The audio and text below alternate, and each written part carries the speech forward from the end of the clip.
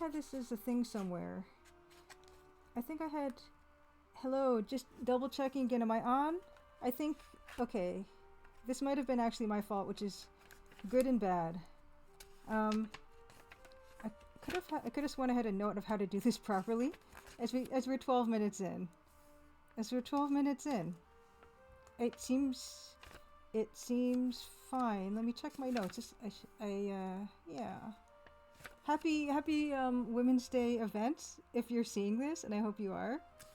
I'm just double checking my notes, which I used to have. Nope, no notes. Okay. I could be on now.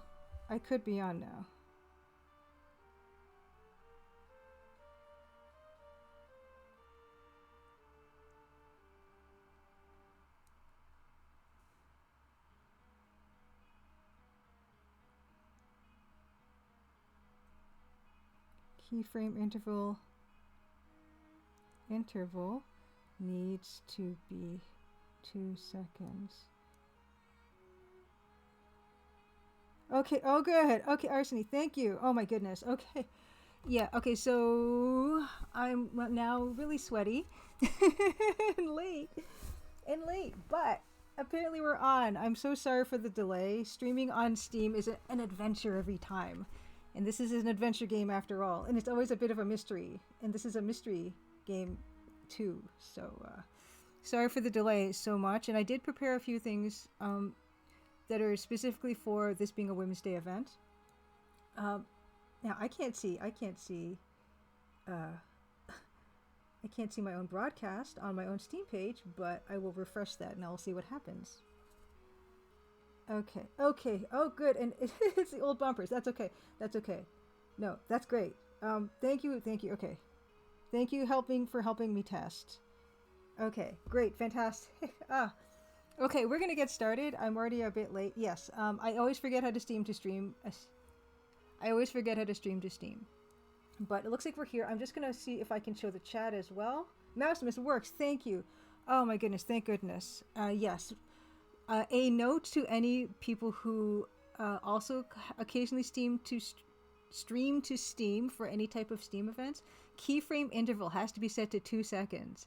Very important. I forgot this time, and that's kind of why we're late. Eric Parkin, happy Crimson Tuesday. Yeah. Let's do this. Now this is for the Women's Day sale, and the Crimson Diamond is not on sale yet. I do have the demo, and I'll be playing some of the demo tonight, and I'll be showing the latest build, which has some things that the current version of the demo on Steam does not have, but I'm happy to show you some upgraded artwork in the demo that we have right now.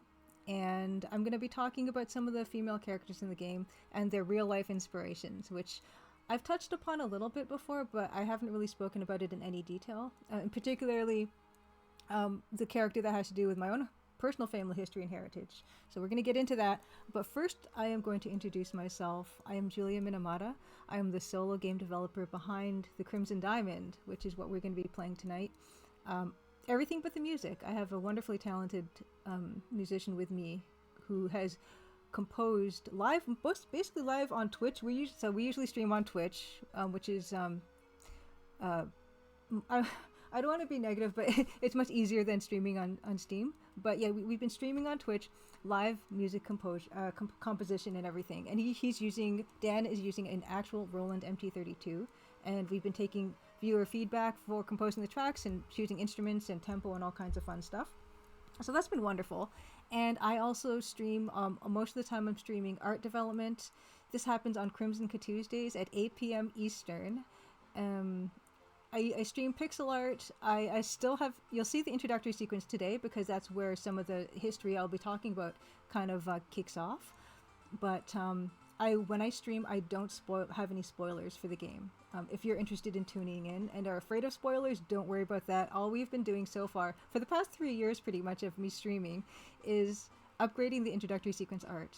And there's still some left to go. Even though the game is set, I was saying summer launch, and I think I could do that schedule-wise, but speaking of Steam, I have a Next Fest in me, and for game developers out there, the Steam Next Fest is a big one for visibility and for wish lists. And I don't think I'll make the June one, although I might try still to make the June one. And then there's one in September. So those are kind of my two windows of opportunity for launch, like kind of even in around June, in and around September. So we shall see about that. But I am happy to say that the game is fully playable right now, and I'm just finishing off the last of the assets. So without a doubt, after long last, this game will be launching this year. It's just a matter of when and timing for Steam Next Fest, and whenever I can get in on one of those. So how we're going to do it. Yeah, also, I guess if that's a good time to actually say thank you to Wings Fund for hosting this Steam event. And please do watch all the showcases and wish lists and support all these wonderful indie games made by women. And yeah, it's a wonderful event, and I'm really happy to be a part of it.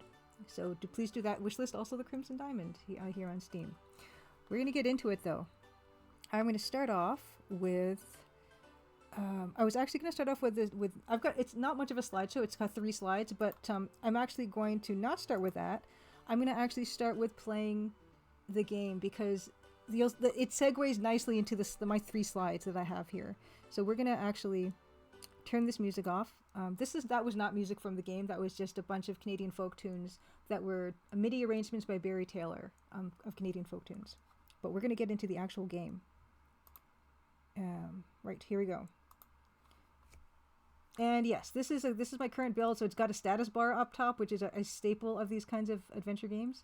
And yeah, if you're not familiar with this style, it's a very evocative style from the late 80s, early 90s. EGA color palette, this very specific 16 colors are being used. And of course, this was composed on a Roland MT32. So Dan has been considering releasing a MIDI version of the album, a MIDI album of the soundtrack on an actual 3.5-inch floppy disk. So very excited about that. Okay, actually, I'm going to restart the whole game because we're going to play the intro sequence with mostly upgraded art now.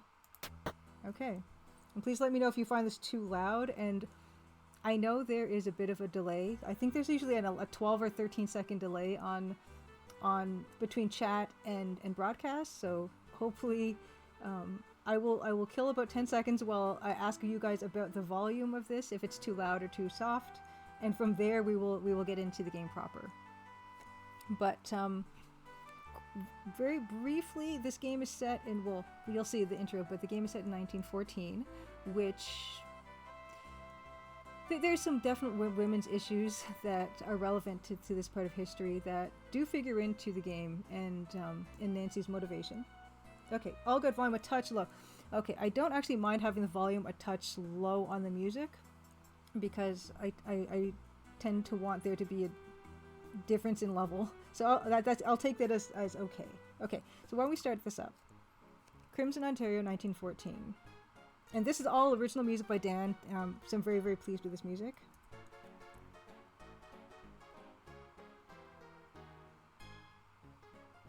All right. And all this art was art that I did on stream.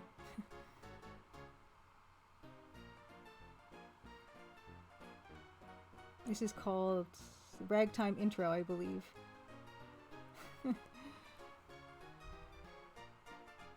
Natural diamonds actually have that octahedral shape, which is kind of nice.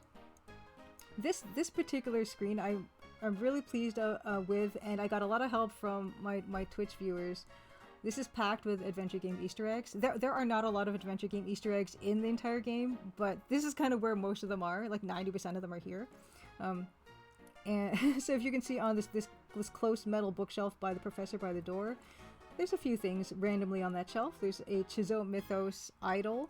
There is a Rise of the Dragon by Dynamix Dragon underneath that. There's a Idol of Many Hands from Secret of Monkey Island next to the dragon.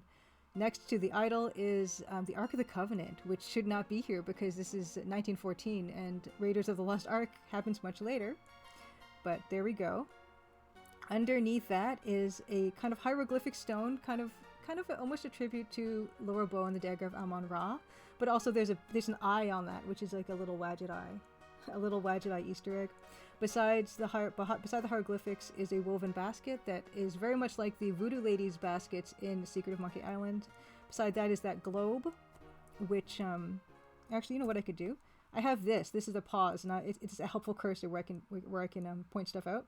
The globe is from the study in the Colonel's Bequest, of which this game takes much inspiration. On this other shelf here, we have, for bottom left, there is a bottle of holy water, which is from a game called Personal Nightmare by Horrorsoft. And that's something I forgot to mention. When I do stream on Tuesdays at 8 p.m. Eastern, I stream art, but I also stream EGA adventure games. All the games, I think I've finished maybe eight or nine adventure games on stream, and they've all been EGA. It's my big love. I particularly love this weird palette. And yes, that's the holy water that you need for your confrontation with the devil at the end. There's a black cat beside the holy water, and it's kind of my Manannan's black cat from King's Quest 3.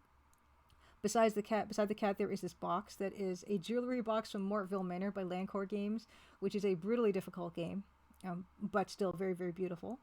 Above the box is a Schattenjager amulet or medallion from Gabriel Knight. There is a incorrect grail from Indiana Jones and the Last Crusade, which I did play on stream as well, which is a beautiful game. Brutal sections, but beautiful game.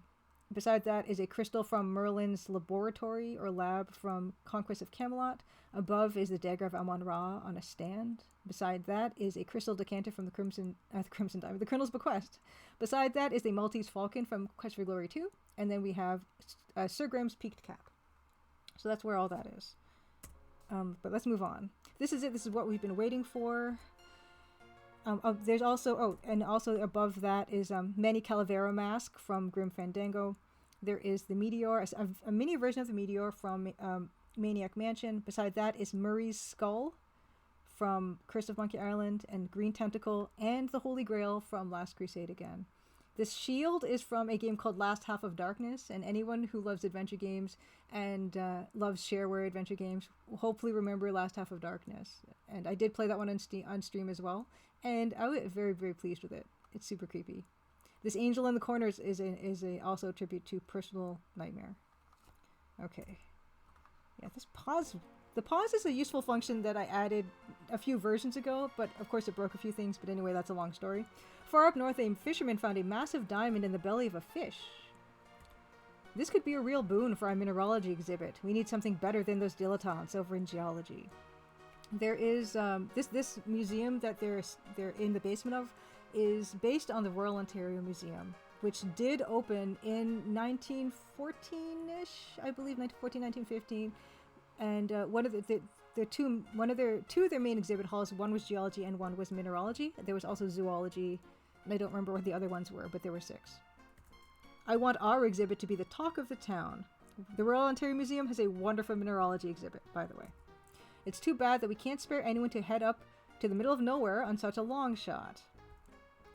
You could spare me? Let me go, Professor. Of course, this is placeholder art. I'm actually finishing up this piece on stream, and we'll probably finish this piece up on stream on Tuesday, in fact.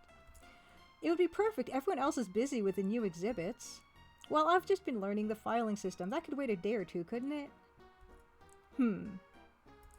I'm not usually in the habit of sending unsupervised young ladies into less civilized regions, but as luck would have it, the discovery was made near a lodge where I'm sure you could stay while you conduct your field work. Now, this is where I'm going to pause, actually use the pause, and move over to the slideshow, because this is where that becomes relevant. One of the historical figures that Nancy Maple is based on is Alice Evelyn Wilson, who was the first Canadian female geologist.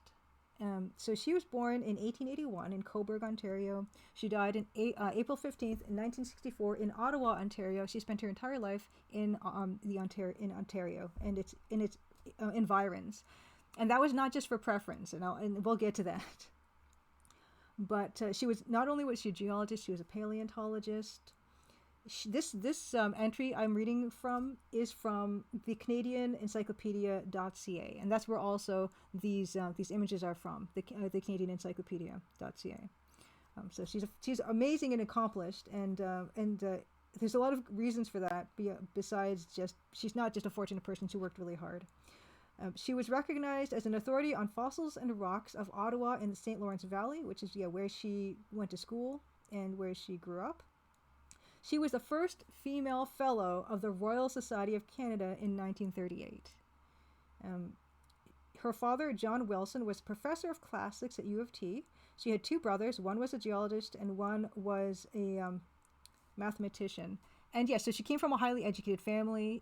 They would go camping, and she would spend a lot of time outside camping, canoeing, and collecting fossils and all kinds of things. And that's where they speculate that she first cultivated this love of rocks and fossils.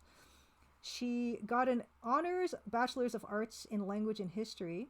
And in 1907, she worked as an assistant. I'm going to turn the music back on. My Canadian folk tune music back on. She worked as an assistant at the University of Toronto Museum of Mineralogy in 1907. 1909, she was qualified to work for the Geological Survey of Canada as a clerk in invertebrate paleontology section at Victoria Memorial Museum in Ottawa. In 1915, she applied for a leave of absence from the Geological Survey of Canada to pursue her doctoral studies. She was denied. So this is 1915. She kept lobbying to take that leave to pursue her studies. She kept getting denied. She persisted from 1915 to 1926, continually getting denied. She won a scholarship from the Canadian Foundation of University Women, the CFUW. The Geological Survey of Canada again denied her permission to study. The Foundation of University Women campaigned on her behalf. And in 1929, at the age of 49, she was awarded a PhD by the University of Chicago. So that's 11 years that she wanted to continue her studies, and they would not let her, even with the backing of this foundation, Canadian Foundation of University Women. Between 1909 and 1946, she worked with the Geological Survey of Canada. That's a really long time. She rose through the ranks. Her work focused on invertebrate fossils in Canada from the Paleozoic era, that's between 252 and 541 million years ago, and Ontario in the Ordovician period, 444 to 485 million years ago. She also studied stratigraphy, I believe, which is rock layers, of Ontario and Quebec, and she initiated the Ordovician fauna studies in the Rocky Mountains and the Arctic. She said of the relationship of between men and women in geology, Alice said, "If you meet a stone wall, you don't pit yourself against it. You go around it to find a weakness." So this comes down to, why did she focus on her local area? And the reason was the sexist policies of the Geological Society of Canada.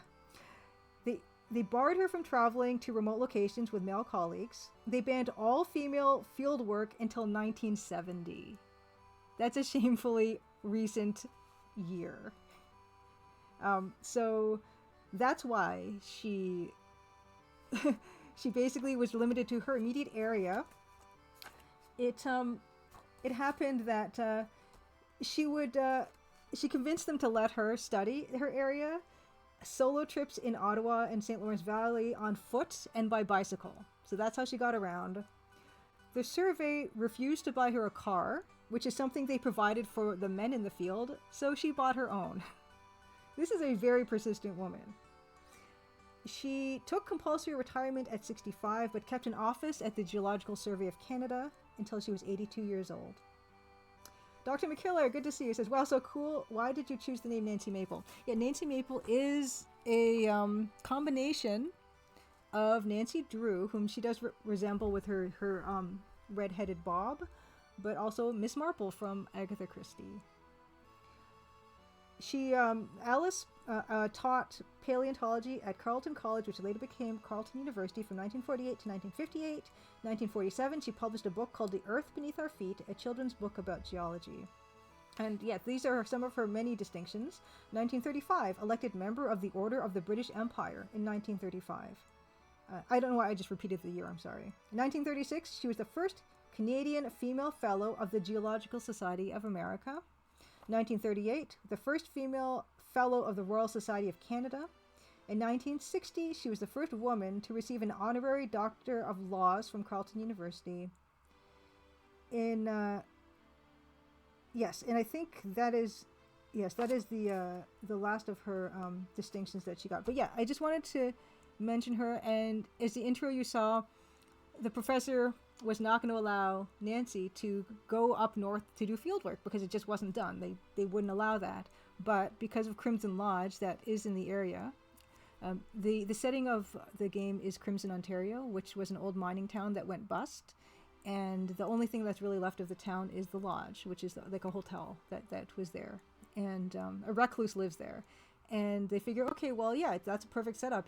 That's not uncivilized. There's an actual hotel, so you can stay at the hotel. You can do some field work for us, find out if there are diamonds in Crimson, and you can come back to us. If there's some massive discovery, we can make an exhibit of it at the museum when it opens.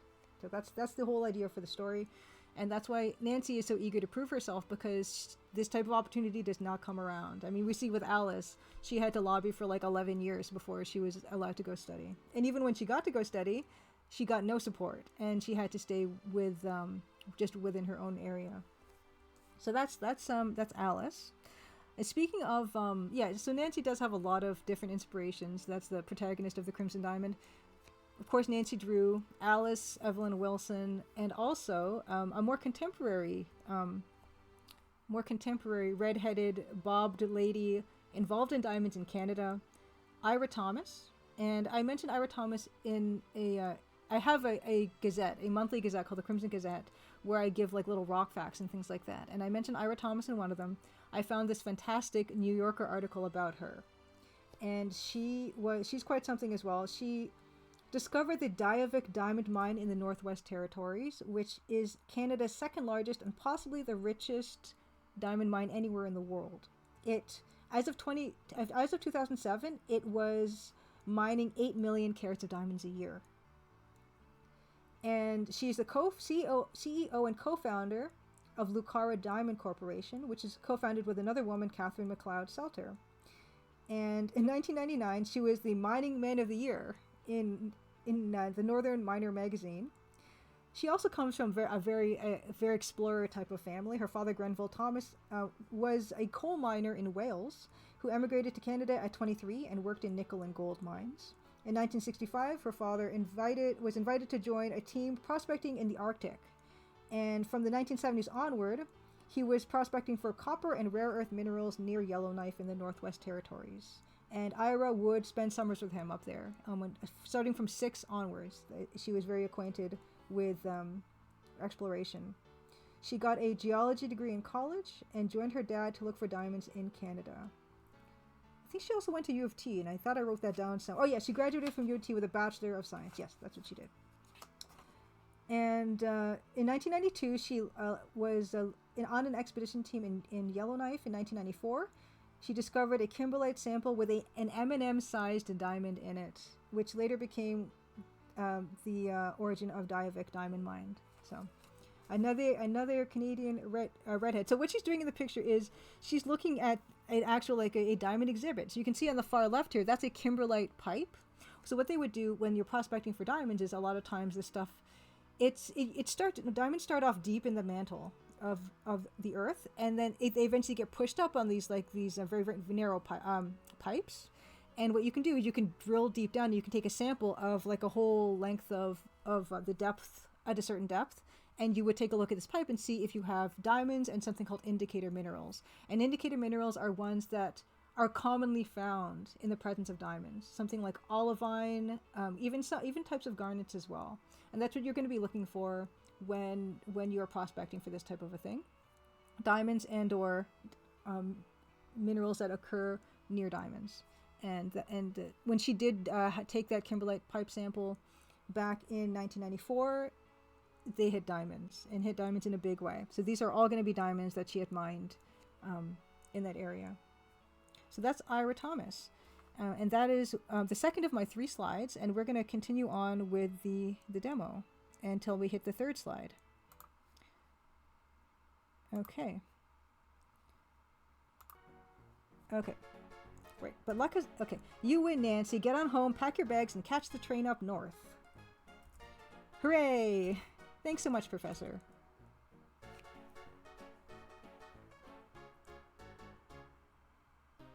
If you find something that can make a big splash at the museum, who knows?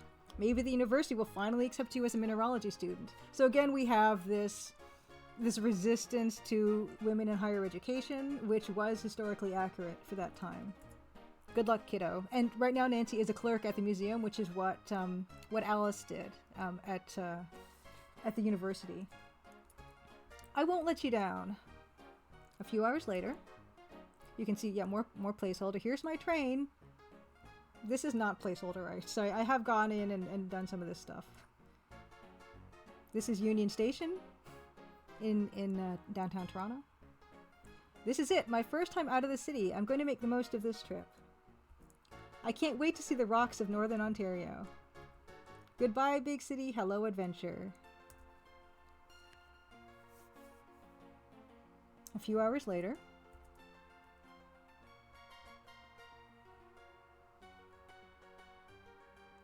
Okay. Excuse me, is this seat taken? Not at all. Please have a seat. Thanks.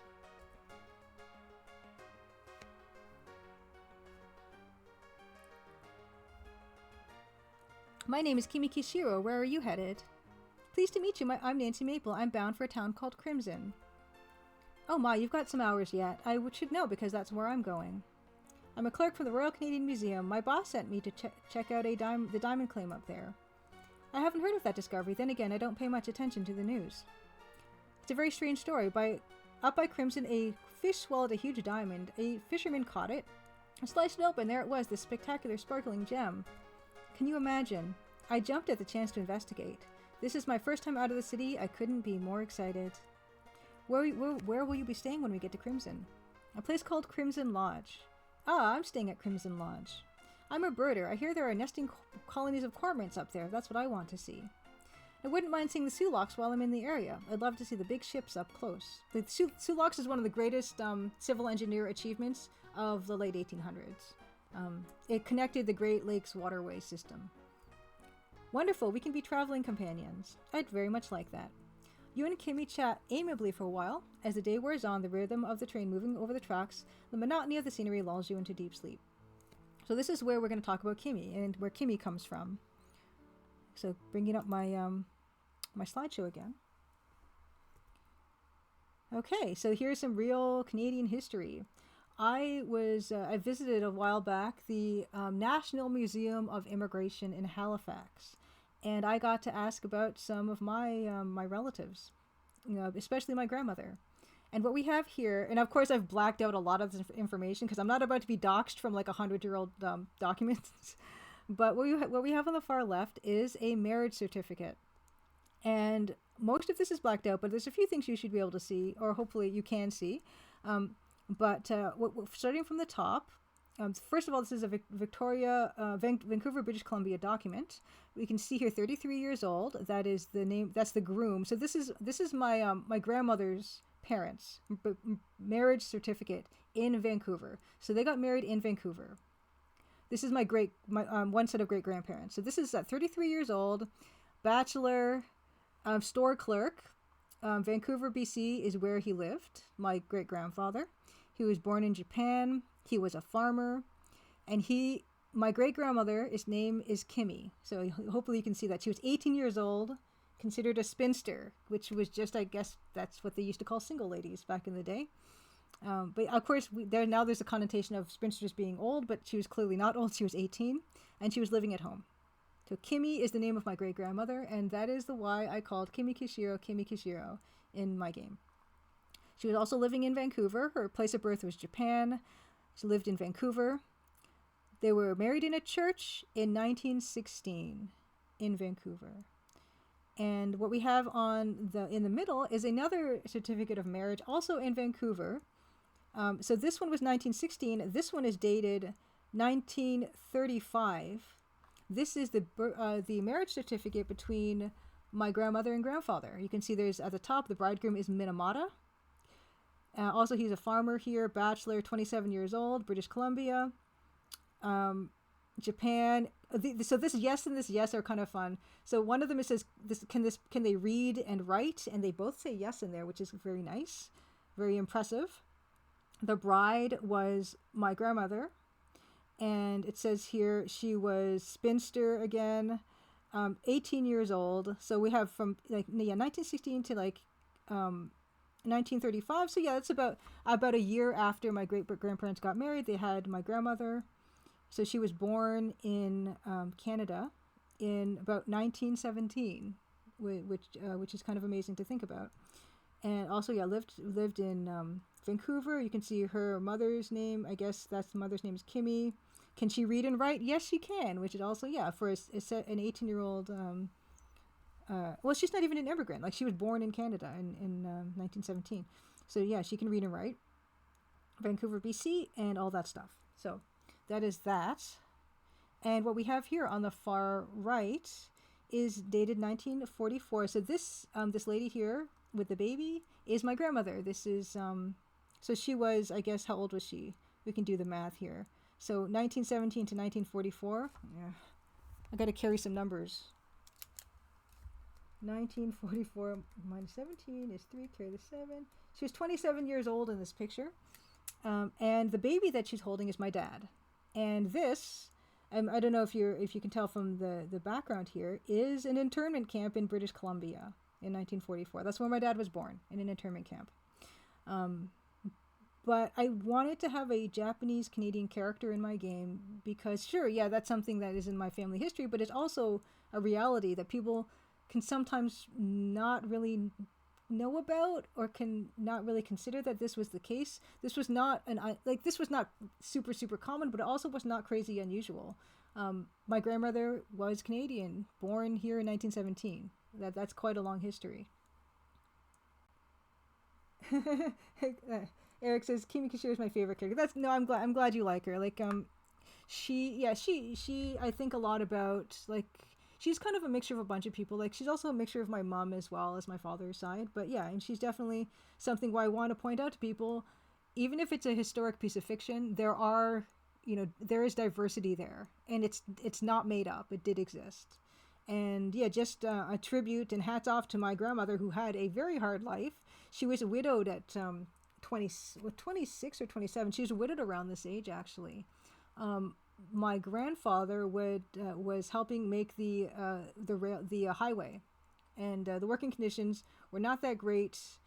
And apparently he got injured, but he made it back to Japan after the war. But he died soon after he got there. So my grandmother had 3, but maybe even by then 4 kids, all on her own, about 28 years old, and tough times. But she made it through. And like now we have, me and my sister, and nieces and nephews and grandkids and everything.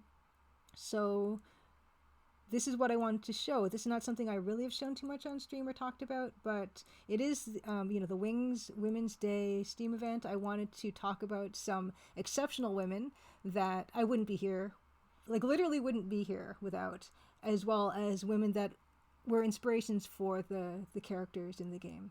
So it's only a 3-slide show, unfortunately, but I wanted to include that as a celebration for these amazing people. So we're going to move on back to the demo, and I will play through. I said this was going to be about 2 hours. I started a bit late, but I think we could probably get through the entire demo. But if you have any questions about the game and development or anything like that, please, that's what I'm here for. I put it on the Steam event, as a chat, because that's what I did want it to be. I wanted to talk about the game, and play it. I've played through the demo a few times on other Steam events, but I always try to tailor it toward whatever the specific event is. In this case, yes.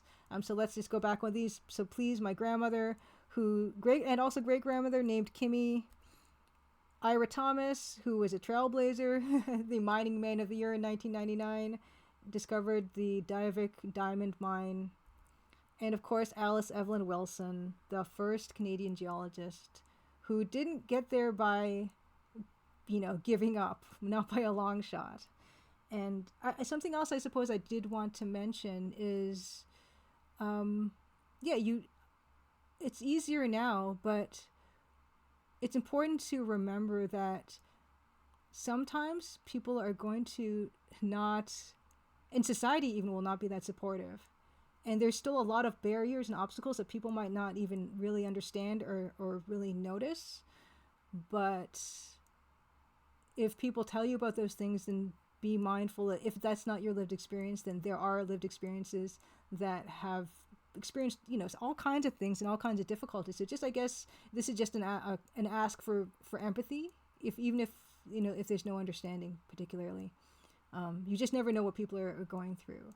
So I just wanted to leave that out there, because it's just support women, and learn from a bunch of different stuff. I learned a ton making this game, just doing this research, and I felt really, really lucky that I got to take a look at some of those documents at the Museum of Immigration in Halifax. And I would recommend that if you are Canadian and you make it out to the East Coast, you should definitely check out that museum. They have an office that you can actually go into, and this was free. They actually did just this wonderful woman went through and magically dug up these very, very, you'd think these be hard to find documents, but within like 5-10 minutes, she photocopied me these amazing documents. So they're there. They're a resource there if you wish to find them. Other things that I didn't include in this talk there were some notices of boat passages. So when my great-grandfather took the boat over from Japan, it was like a 2-week-long voyage, and like the name of the vessel and everything like that. They have an incredible amount of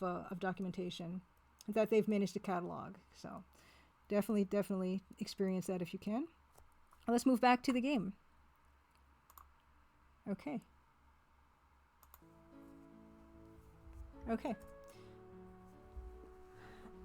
And this is, I'm not sure if this part is new to this version of the demo, where the music has changed from that the ragtime reel to the sleepier music. The conductor announces, "Crimson, this stop." Nancy, it's time to go.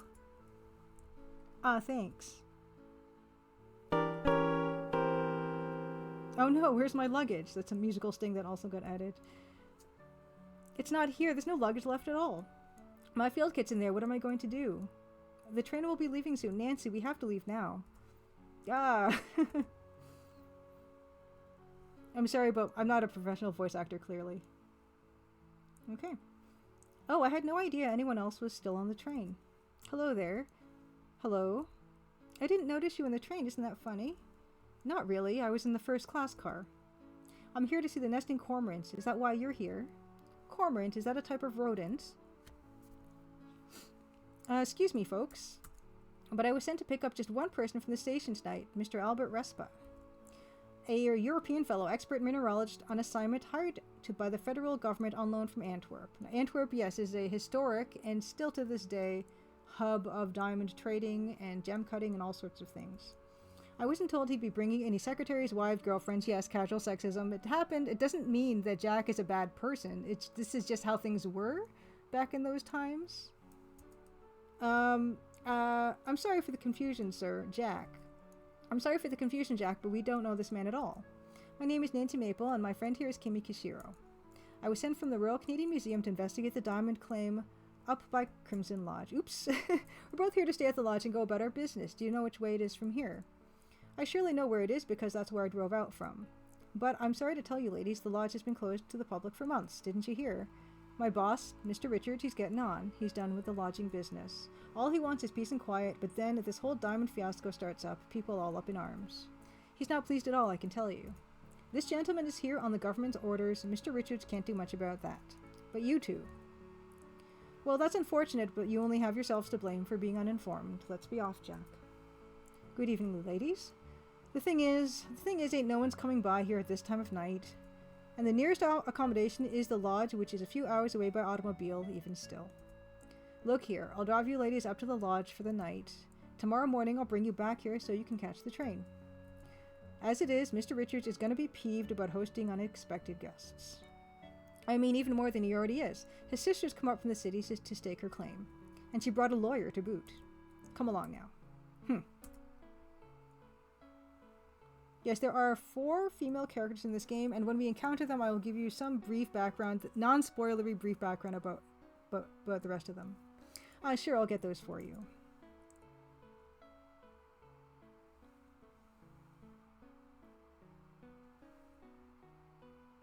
More filler, more placeholder art. Sir, your trunks arrived a few days ago. Boy, they sure are heavy. There are very minor, like, other adventure game, but very incredibly subtle references that I might point out and I might not point out. But this is something that in the Dagger of Amon-Ra, Steve Dorey in the Stevedore mentions that Archibald Carrington's luggage is very heavy, and not to say that there's any similarities beyond that, but I just like the idea of having that as a thing people would say about luggage. I don't know. Oh, and speaking of that, I know I'm not doing a great job voice acting any of this, but if you for some reason want to hear more of me let's playing stuff, first of all, I do let's play on Crimson Tuesdays at 8 p.m. Eastern, like later on in the evening, but I also do these collaboration let's plays with the Level 0 NPCs. You can find them on YouTube, and we did a Colonel's Bequest playthrough, and we're currently working on the Dagger of Amon-Ra, and we just put on silly voices and have a nice time. It's not, if you're looking for an efficient playthrough of these games, this is not what this is there for. We just are like friends hanging out, and we talk about other things. We kind of segue all over the place, but if you want to hear my best attempt / worst attempt at a southern accent as Laura Bow, you can hear that in the Dagger of Amon-Ra playthrough we're doing right now. Also Yvette Delacroix, who is French, and a posh English accent. I'm not good at it, but Matt, one of the Level 0 NPCs, is great. So I would recommend, if you want to see that, if that's your thing. I totally understand if it's not. It kind of gets rambly, but yes, Level 0 NPCs on YouTube. Yes, of course. It sure gets dark here at night. Like a few have made this trip many times. Used to be, folks would come out here in the summers for recreation. And before my time, settlers came to this area in hopes of building lives for themselves. And this is something that did happen in Northern Ontario a lot. Canada has a lot of mineral wealth, mineral riches, and a lot of places, like, for instance, Cobalt, Ontario, which Cobalt, of course, was something that they would have there. A lot of places had silver. Sudbury was nickel, a nickel town. Sault Ste. Marie has amethyst mines to this day, actually, although I have never really visited one.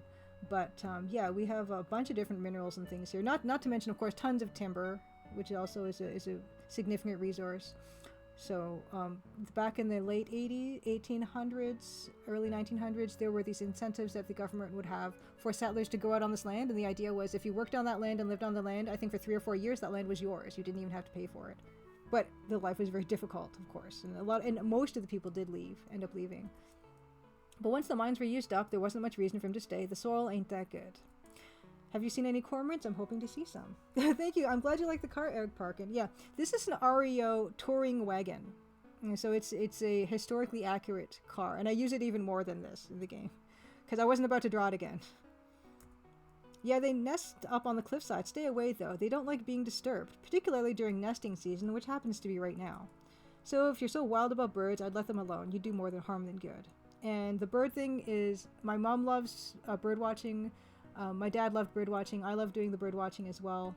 Last year, I took my mom to Presqu'île Provincial Park, which is a wonderful place to check birds out during the migratory bird season.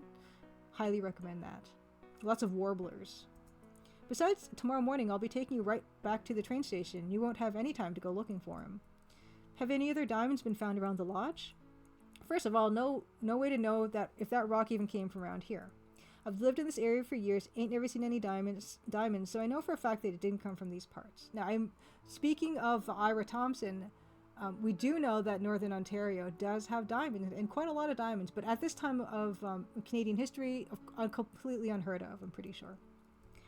They say that a man cut it out from the belly of a fish. That diamond could have come from anywhere upstream, because geologically the Canadian Shield is actually very old rock, which is, that's one of our huge bits of Canadian identity, is this idea of Canadian Shield, like this immensely extensive and old and hard rock that kind of permeates Ontario and surrounding areas. You folks are wasting your time, sorry to say. Who cares about shiny rocks anyway? No use to anybody. Ooh. Actually, speaking of shiny rocks, I actually happen to have a garnet with me right now. I mentioned Crimson Ontario. I don't know if I mentioned Crimson Ontario was supposed to be a garnet mining town.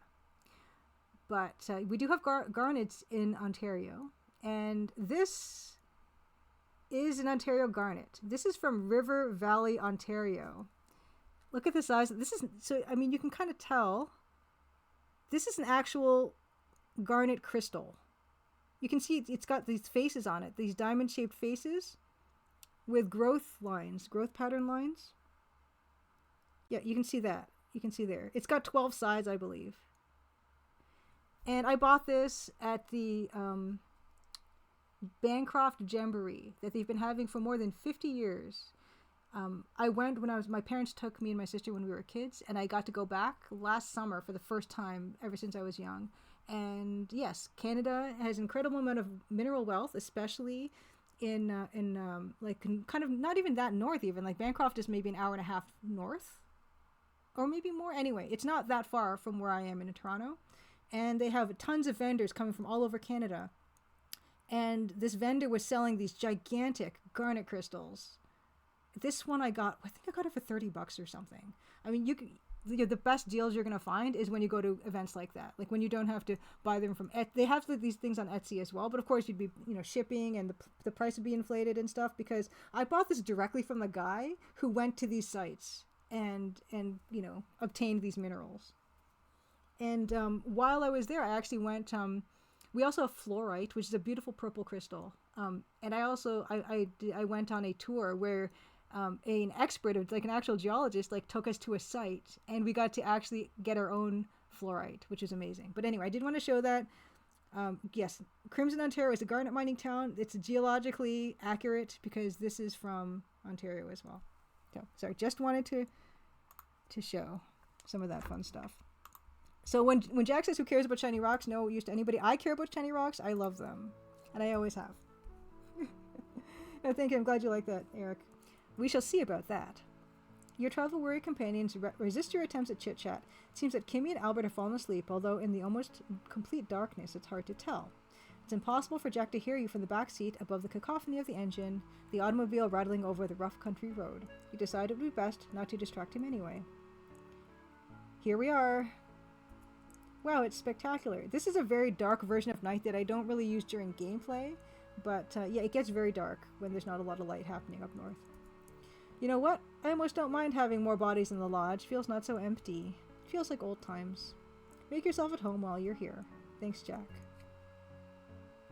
Welcome to Crimson Lodge. I'm going to my room. Miss Kishiro, Miss Maple, your bedroom is upstairs at the end of the hall on the right. The bedroom across the hall from you, that's Mr. Richard's suite. Try to keep quiet and stay out of his way, won't you? He shares the suite with Margot. She's his lady friend. Me and Corvus are sharing the bedroom right next to yours. Albert demanded the use of my bedroom, so that's where he is. Don't know why he was so insistent, but the customer is always right, eh? Ha. That's the smallest bedroom and wasn't really meant for guests. Nessa's room is across the hall from Albert. I'd stay away from her if I was you. After I get this luggage upstairs, I'm going to start up some supper. Wouldn't do to have you all starve, eh? Why don't you explore the lodge a little, talk to the other folks? Most important, stay out of my hair, I'm a busy man. Not literally, of course.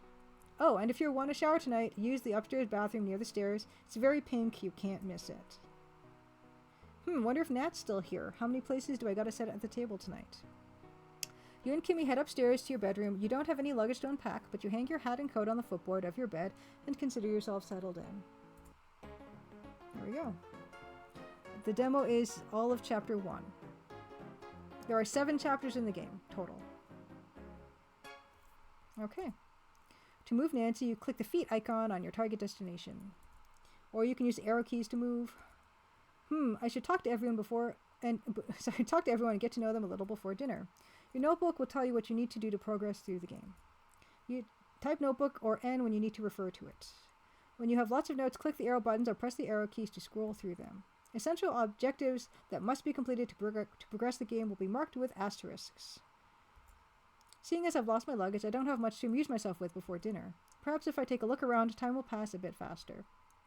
Type look into the text parser is a good way to get your bearings. So this is a good opportunity to mention that this is a text parser adventure game, which is not super common, but not completely unheard of. There are some people who are making this style of adventure game, and happens to be my favorite style of adventure game, is this idea where I can use, arrow keys to move, I can click, but the most important part of the interface is the text parser interface, where I'm typing into the game and it gives me responses back. So for instance, this is the bedroom you're sharing with Kimmy. A pair of twin beds and matching nightstands are set against the east wall. Kimmy has claimed the bed closest to the fireplace. Clever move on her part as summer nights are still chilly this far north. Kimmy is here. So let's, so here's the notebook. Let's talk to Kimmy. I've never been to a place like this before. I'm excited to explore and I love meeting new people. Yes, you are the inquisitive type, aren't you? Jack did invite you to introduce yourself to everyone else after all. It's only polite. I most certainly am.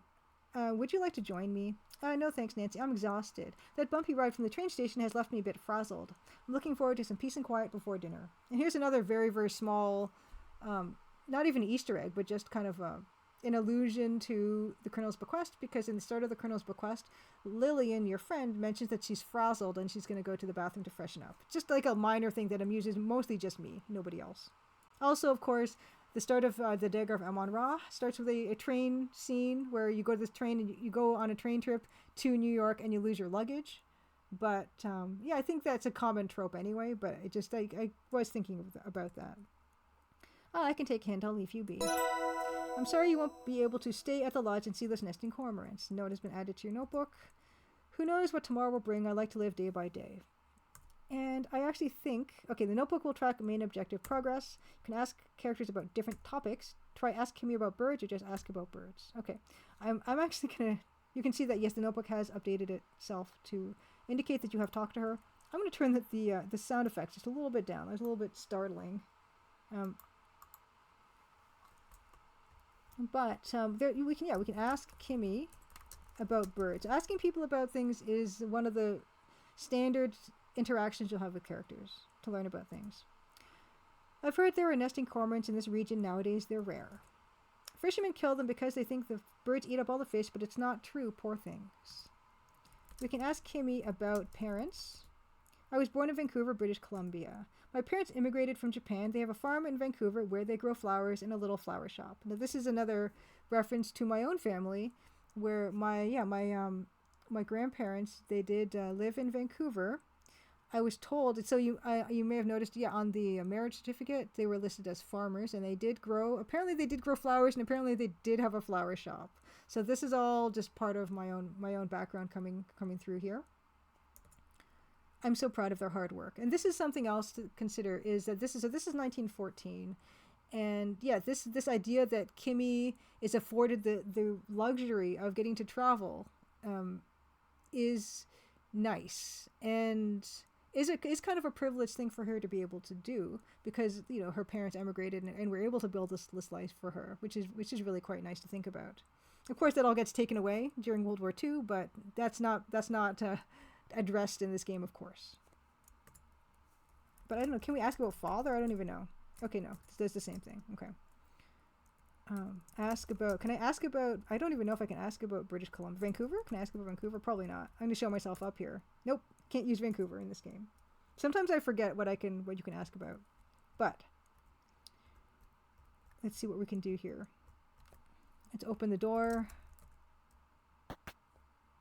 There's also a bit of more of a tutorial. There are help window. There's a bunch of different ways to actually do stuff in this game in terms of interacting with the interface.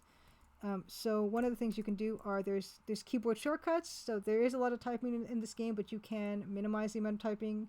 Most of the commonly used commands you can abbreviate, like open door. Also, I will open up inventory, but tab will also open inventory. Also, in the new build, we have inventory is openable from the status bar as well, and also with the notebook. Notebook, you can click on it here in inventory as well to open it, and you can also press N. I tried to make the game mostly playable just by using the keyboard, but there are still some instances where you're still going to need the mouse. Alright, so we're going to open the door, take a look around. Another fun thing that is in this game is you can just sit down in most of the rooms. So you can sit. We're going to look. Oh, wow. You stood up before you looked. Interesting. Do I have to make a note? The boudoir transports you to fin de siècle Paris. It's shiny, opulent, perhaps slightly tacky, and very, very pink. Mirrored vanity is the focal point of the room. Exotic perfumes hover in intensely localized clouds that you can almost see. Every movement stirs air currents that bring new scents to your nose. A powder compact is on the vanity. Now you see a pretty blonde woman in a fashionable dress. This room is one of those things where I don't know if Mouse Miss is going to notice that this is something that you might not have noticed before, but that was kind of an invitation to smell. And smelling, you can't really do it in very many places, but it occasionally works. I mean, this might be one of the few places that you can do this. But Margot's boudoir is a dizzying melange of scents. You smell a bright neroli scent, which is orange blossom. This is randomized. You smell a powerful aroma of roses. You smell fresh French lavender. There's a few of them. Intense patchouli. Anyway, onward. We can look at Margot. Slim blonde woman sits at a vanity. Oh, look at Margot? Oh, why don't we, look at woman. Okay, talk to woman. Hello there, it's nice to meet you. My name's Nancy Maple. A pleasure to meet you, mademoiselle. I am Margot. Welcome to Crimson Lodge. How long will you be staying with us? I'm only here tonight, unfortunately. I was sent here by the Royal Canadian Museum on assignment, but Jack says I'm due to leave on the train tomorrow, according to Mr. Richard's wishes. I see. I'm sorry we won't get to know each other better. Crimson Lodge is a lovely place. I was a city girl for a time, but those days are behind me. I wonder... Margot. Okay, here we go. Margot is Evan Richards' paramour. She is more glamorous than you'd expect to see in these parts.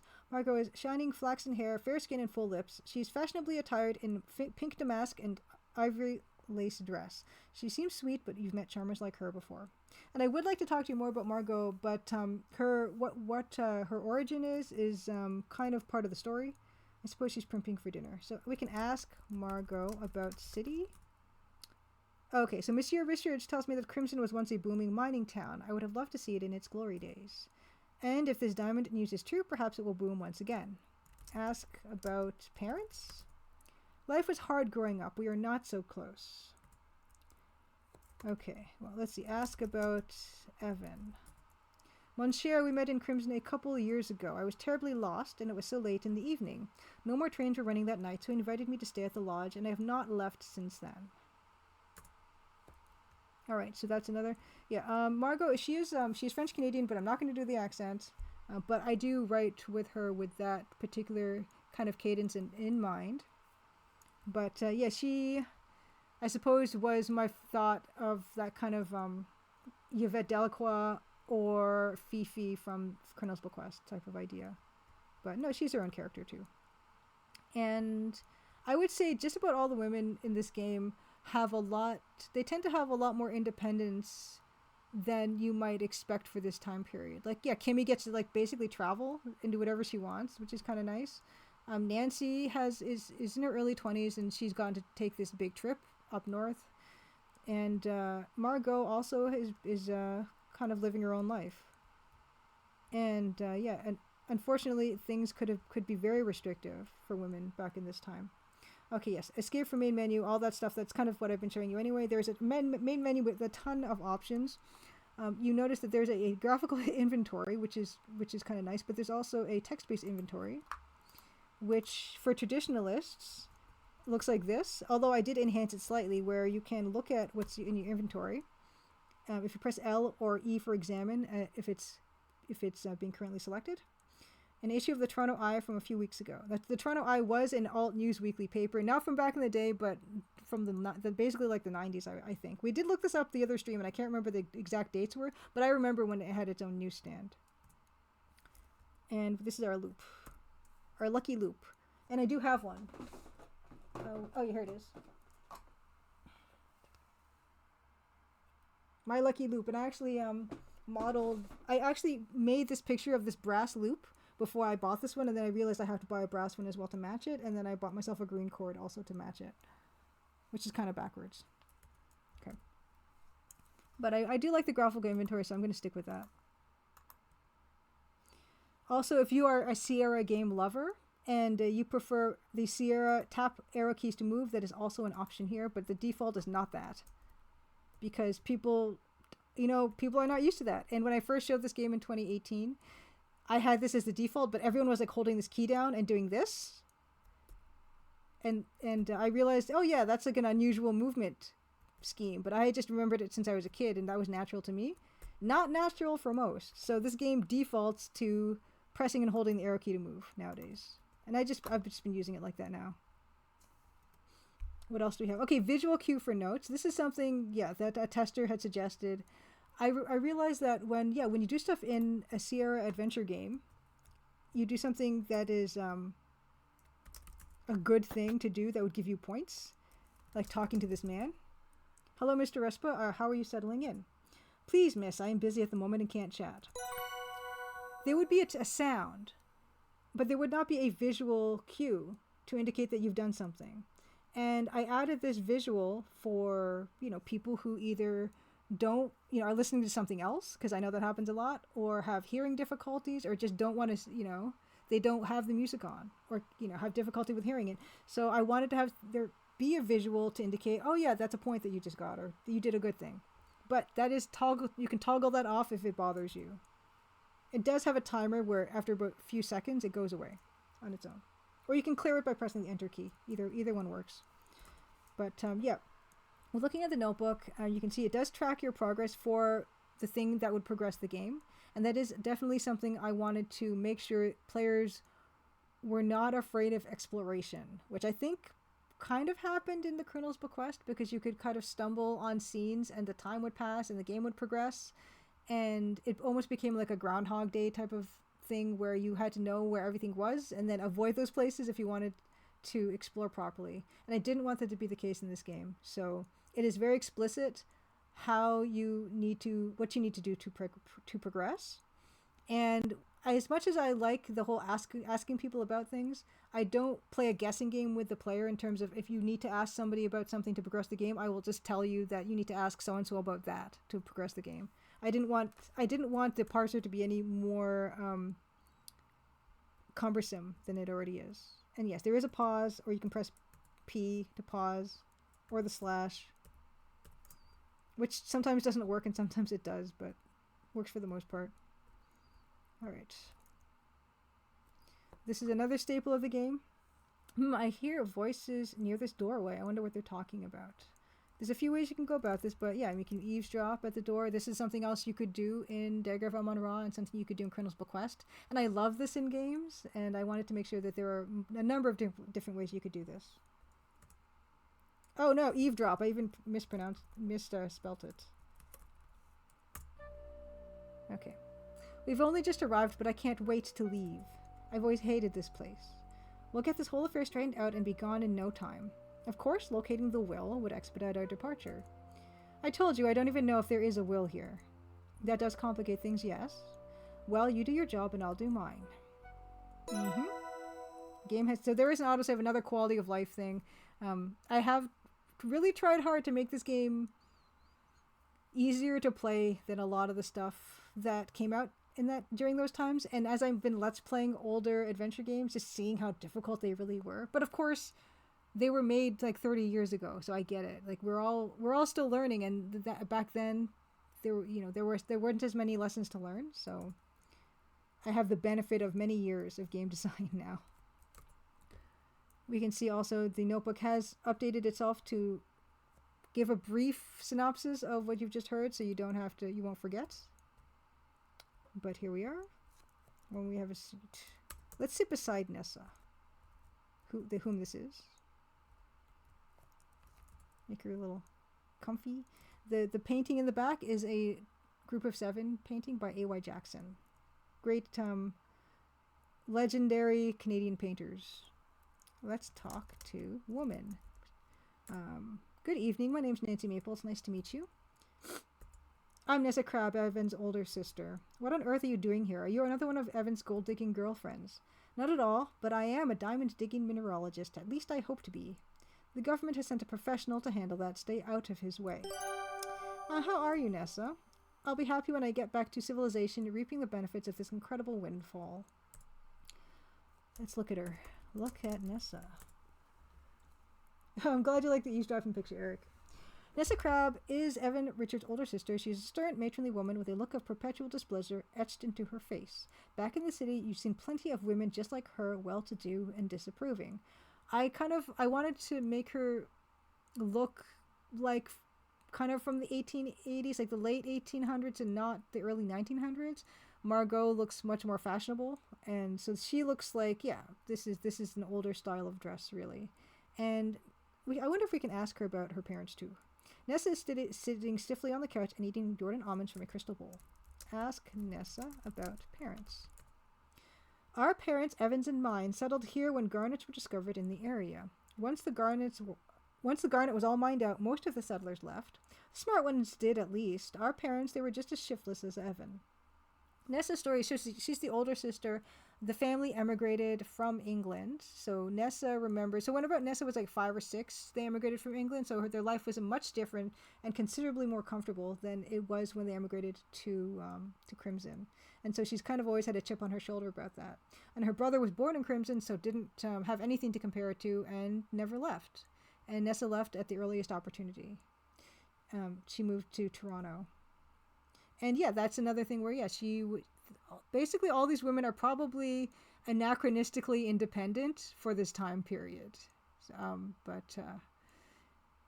I got no excuse for that besides they needed to all kind of converge here, and otherwise they would just have been stuck at home or something. Anyway, let's stand up. Oh, let's talk to the man. Hello, how do you do? My name's Nancy Maple. Hello, Miss Maple. My name is Corvus Shaw. I'm Mrs. Nessa Crabs, née Richard's lawyer. She's Evan's older sister. He gestures to the woman seated on the sofa. Once diamonds have been found on this land, I will ensure Mrs. Crab gets the share owed to her. You sound pretty sure that there are diamonds here. Of course, the prospectors have looked everywhere else. That means diamonds must be here. Well, I don't know about that. What was I going to do with him? Oh, yeah, you can also just talk to people. That also works. Or talk to person. And so that will go through both of them, actually. So if you want to save time and feel like a speedrunner, and there's actually a page for the demo on speed. I forget what the website is called. Speedrunners.com or something. There is like this demo has been completed in like 47 seconds or something. But you can TPP, and that does everything here, and you can just kind of go through things rather quick. But yeah, why don't we look at table?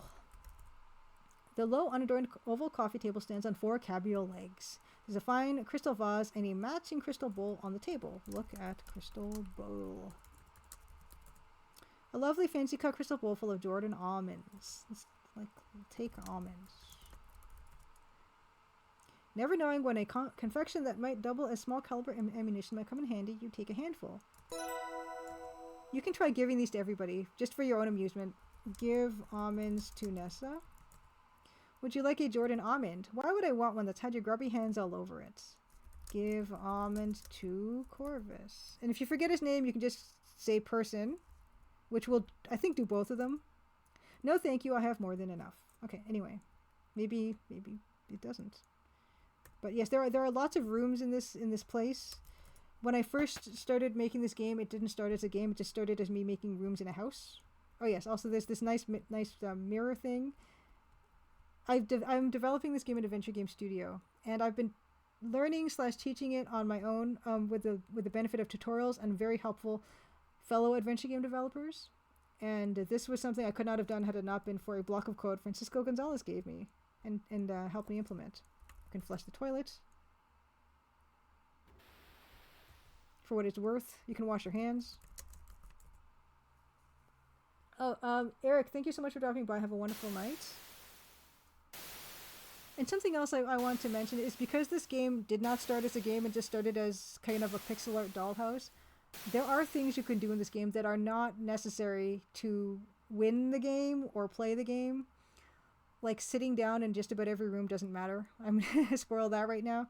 Washing your hands is probably a good idea, but no, not strictly necessary. But yeah, I only decided I was making a game later. And that's kind of why this room exists. Another inspiration for this game is Clue. I have a wonderful edition of Clue, and there was a billiards room in Clue, and I put a billiards room in the Crimson Diamond for absolutely no reason at all.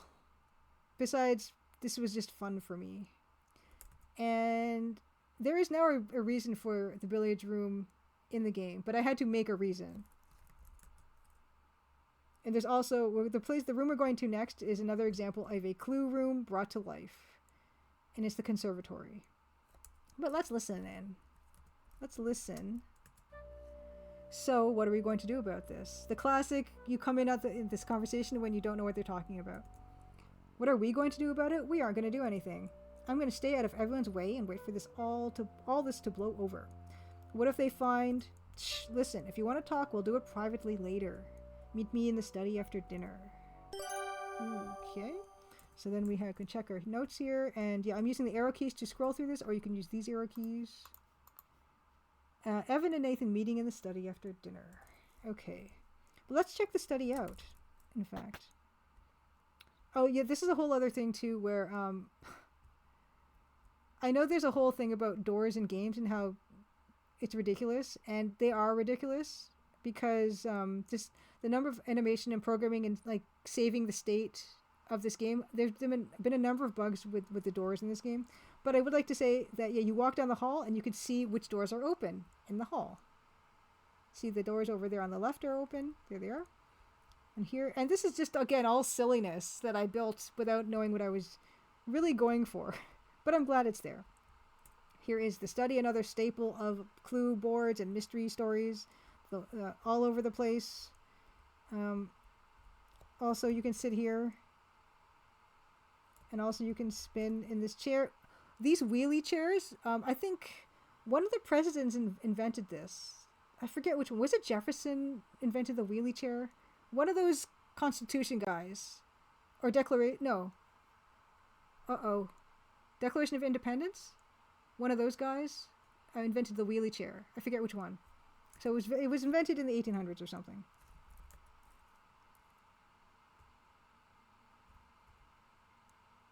All right. But yes, this is the conservatory, which is another room that basically exists because it was in Clue.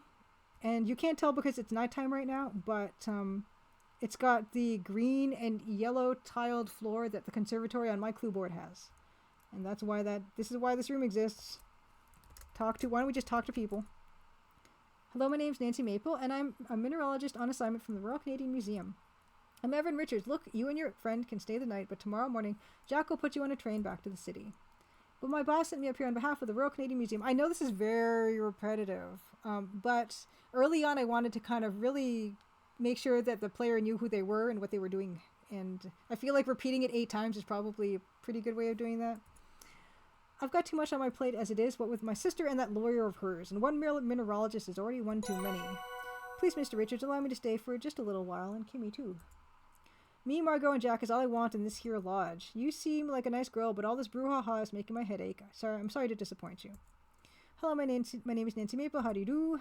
Hello, Miss Maple. I'm well, thank you. My name is Nathan Cardinal, a family friend of Evan's. How do you know him? Oh, I don't actually know Mr. Richards at all. The Royal Canadian Museum sent me here on assignment. I'm here to survey. I won't read this to you, but yeah, you get the idea. You're wasting your time, I'm sorry to say. My family has lived in this area for many, many years and have never found diamonds here. Small red garnets are still plentiful, but of little value. Oh, I'm not wearing my garnet. Oh, I'm not. Am I? No, I'm not wearing my garnet earrings today. Okay. Something. Note about Nathan. So Nathan Cardinal. So that's the thing where it's a play on Crimson, of course. But thinking about where Crimson Ontario is or was, it's in an area of Northern Ontario called the St. James Lowlands, which geologically, so it's kind of north. It's south of Hudson Bay and James Bay, but just south, in between like kind of Toronto and James Bay area. But St. James Lowlands, which is geologically, it could have diamonds because it's kind of it's Canadian Shield around the Canadian Shield area, and Cardinal is a name for First Nations people. One of the names for, like, I think Ojibwe or Cree. And I did look up what possible tribes he would have belonged to. Although the game is very vague about his location, I did want to have some aspect of it be somewhat connected. Because that is a huge aspect of Canadian history at this time was, yes, sure, the government was incentivizing settlers, by and large white settlers, to come up north and settle, which meant they were displacing other people. With a bunch of treaties that we were going to get into, actually, when we get to the dining room scene.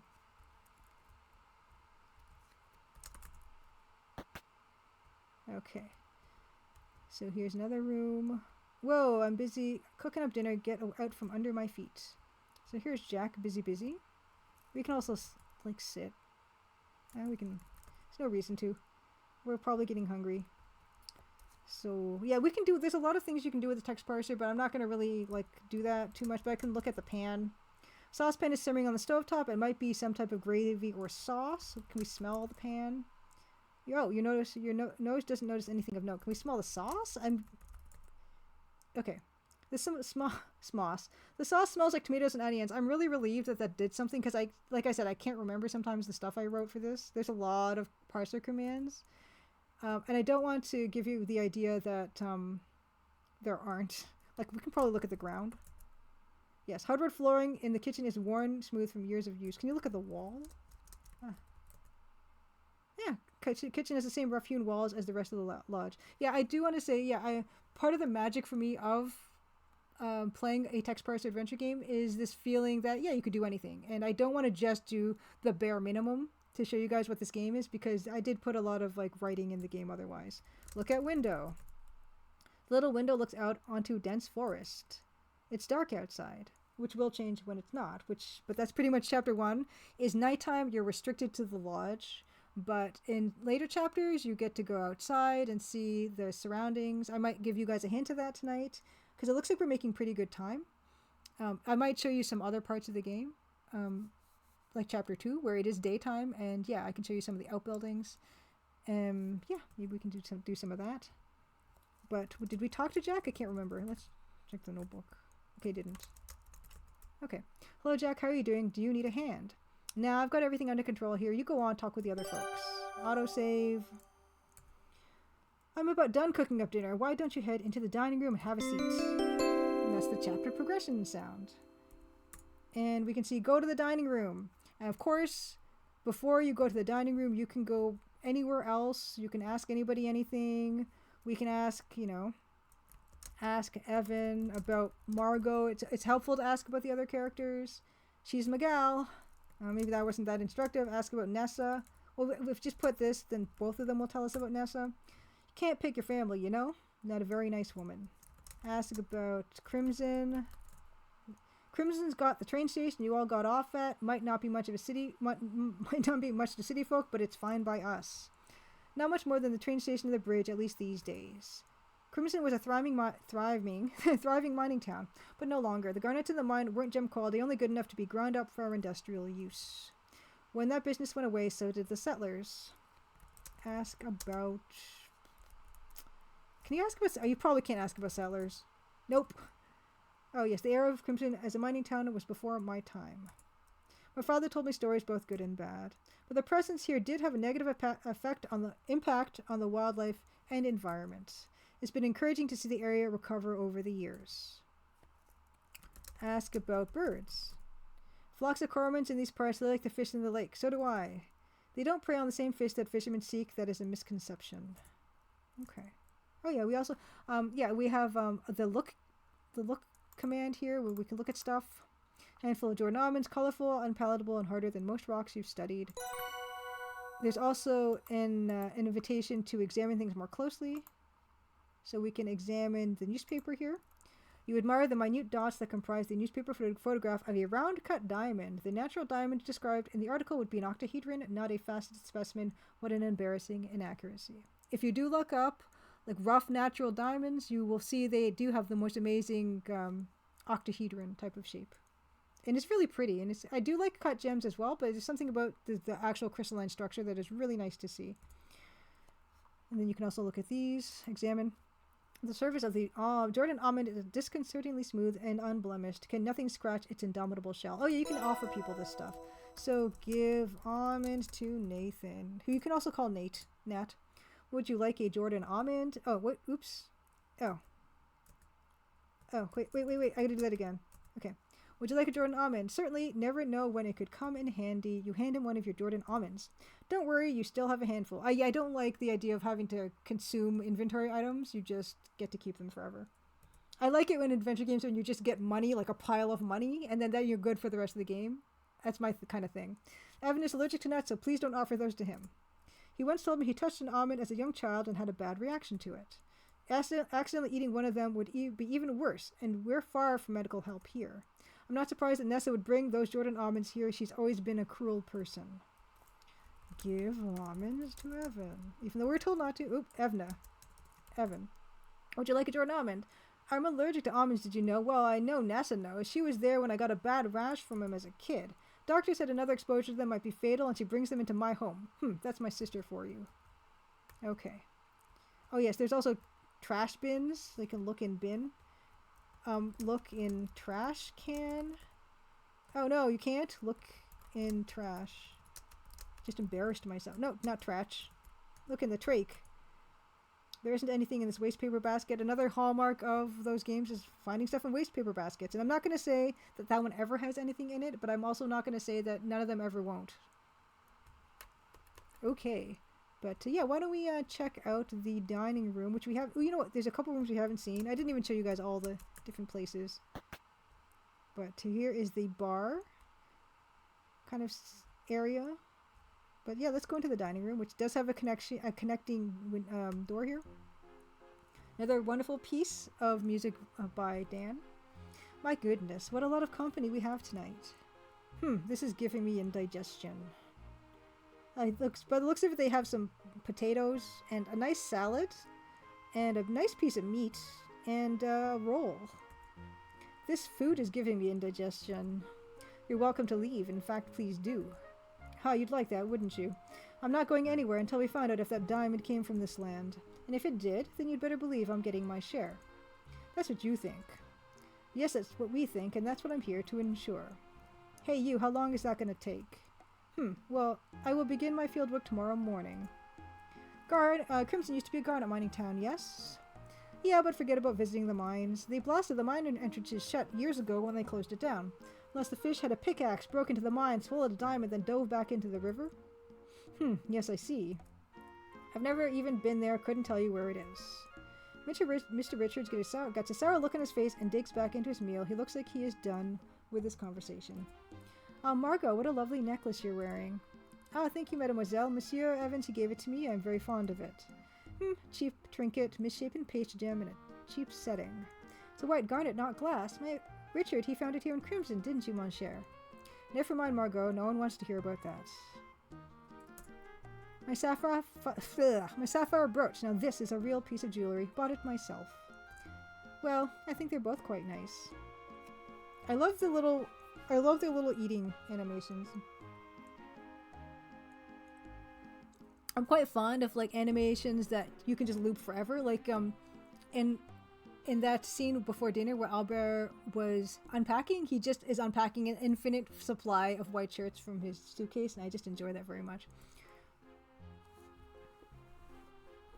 Nathan, I read in the newspaper that most of the land up here was once parceled out to settlers. Is that how this plot became property of Mr. Richards' father? About 50 years ago, this land was annexed by the government. Various treaties were signed in exchange for preservation of our hunting and fishing rights and financial compensation. The promises described in those treaties were not honored, by the way. Settlers came, mines were dug, and Crimson was prosperous for a time. But eventually the mines were exhausted, most settlers abandoned their homesteads, and Crimson became a ghost town. And this is a very, very common story of ghost towns in Ontario. And I actually have a book called Ontario's Ghost Town Heritage. And it's amazing how similar the stories are, where there is this, either some kind of mineral wealth or lumber or something, and then the town springs up. There's like a saloon, hotel, post office, timber mill is another one that's a very early one because that's where people get their timber to build their houses. And a number of reasons for towns like this to become ghost towns. Like one of them is the mine gets exhausted, or the mine is no longer commercially viable. Sometimes with the CPR, with the Canadian rail system here, if you were lucky enough to be serviced by the incoming train station, then chances are your town would thrive or have a better chance of thriving. If it bypasses you, then yeah, you're out of luck. Port towns as well were also super hubs and are to this day, but a lot of the port towns, the smaller port towns in Ontario, they kind of fell into disuse when the highway came through, when they actually built the highway. Yeah, back in these days, a lot of times you would travel in the river or by Lake Ontario. Only Mr. Richards and his family remained. Yeah, we liked the peace and quiet. We liked it. I always hated it here. I sure do miss peace and quiet. Nessa and Corvus are first to excuse themselves from the table. They head to the bar for a nightcap. And this is something where, yeah, this is like, these are just cues for the player to know where to expect to find the other characters. Because through the entire game, by chapter, and even within chapters, people are in different areas. They're doing different things. Albert follows them for a snifter of brandy and one of his cigars. Jack clears away the dishes and goes to the kitchen to wash up. After eating a minuscule portion of supper, Margot heads upstairs to draw a bath. Kimmy heads upstairs to get ready for bed. Nathan and Evan remain at the table, lingering over their desserts. Well, that was a lovely meal. Yeah, Jack does a good job. Usually I wait for Jack to come clear the dishes so as I can put off getting up. Looks like he's taking longer than usual to clear up what with all the extra guests. I feel a little responsible for Jack's extra workload. Maybe I ought to give him a hand. He'd appreciate that. About time someone made themselves useful around here. Okay, so we have helped Jack with the dishes, which is our next required action to progress the chapter, but that certainly doesn't mean we have to do that. There's a few other things we can do. There's a few things we can listen in on. There's a conversation actually that's happening in this room. Good evening. The voices in the bar cease abruptly as you step into the room. Clearly they don't wish to include you in their conversation. So they're there, they all quietly drinking. Albert is having a nice cigarette.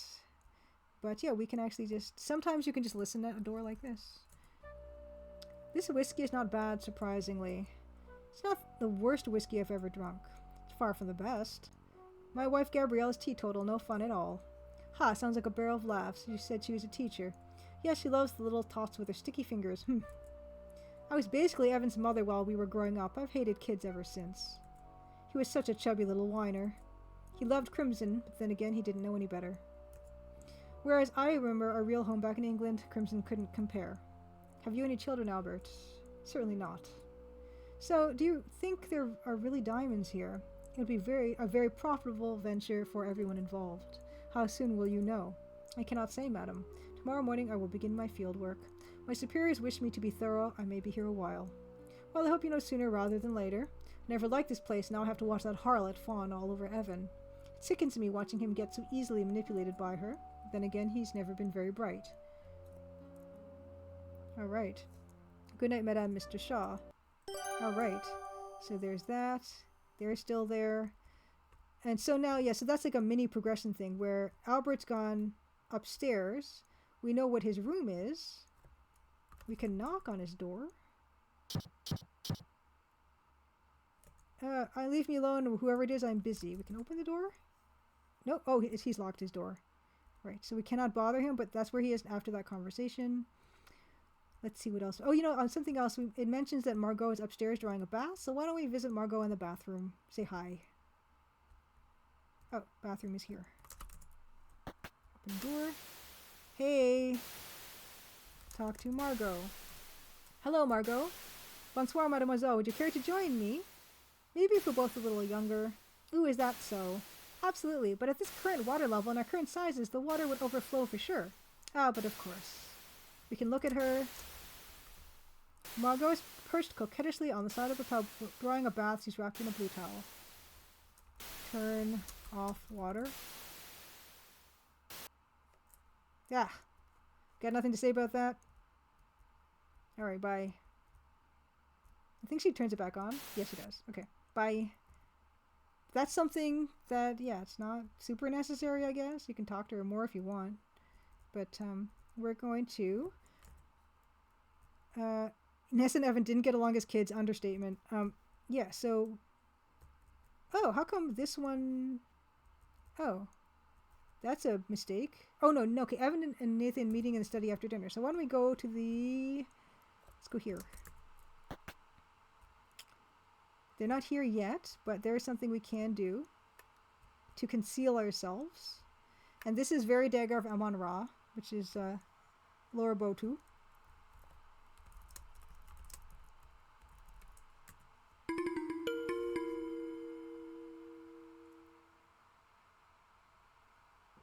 You stealthily slip behind the tapestry.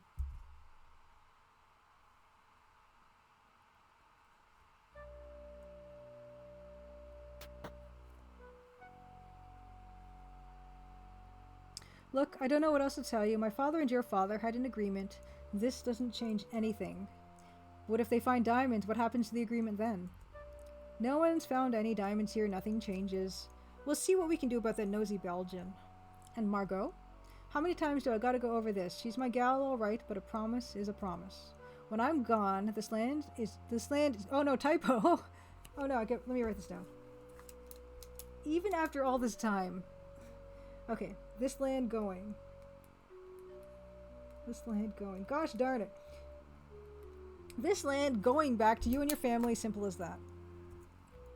We've been promised many things in the past. None of them came to pass. A promise is a promise. We'll see. What about your sister? Nessa, yeah, that's a complication. I'll figure something out. Just don't do anything rash, got it? I'm deeply concerned. Yeah, get on out of here, why don't you? I'll be seeing you, Evan. Uh-huh. I mean, yeah, like Nathan has very good reason to not trust people when they promise him things.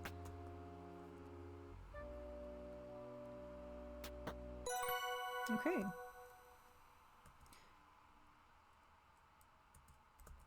We have Evan's father promised lodge and lands to Nathan's family after Evan dies. Or did Evan? Maybe I have to change that note. See? Finding problems to this day. Okay, so...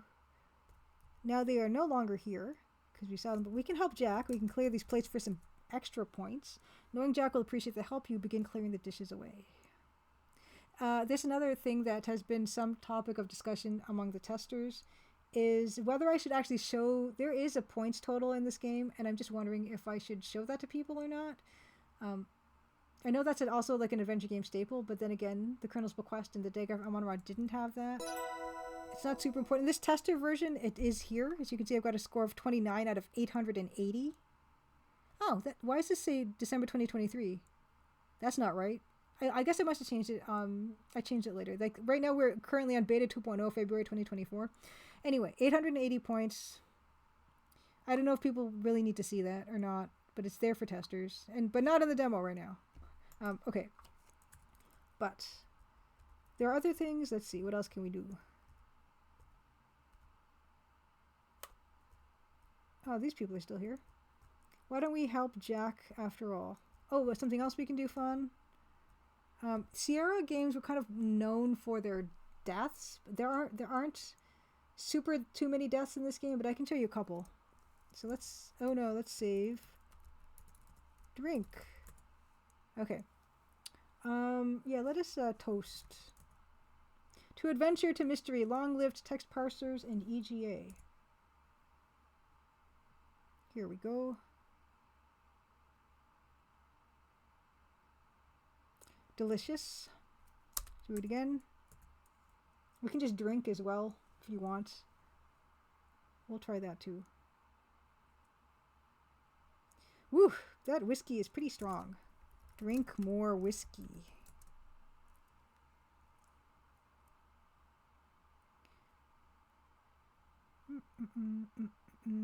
You detect aniseed, then subtle spice and honey flavors. The warm taste lingers on your palates.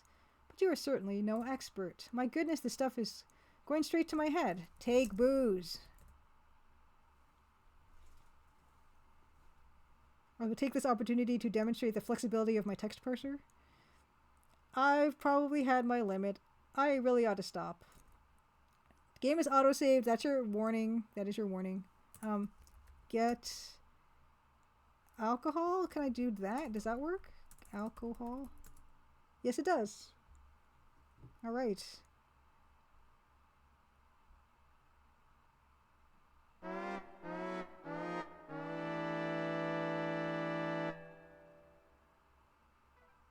Everything in moderation.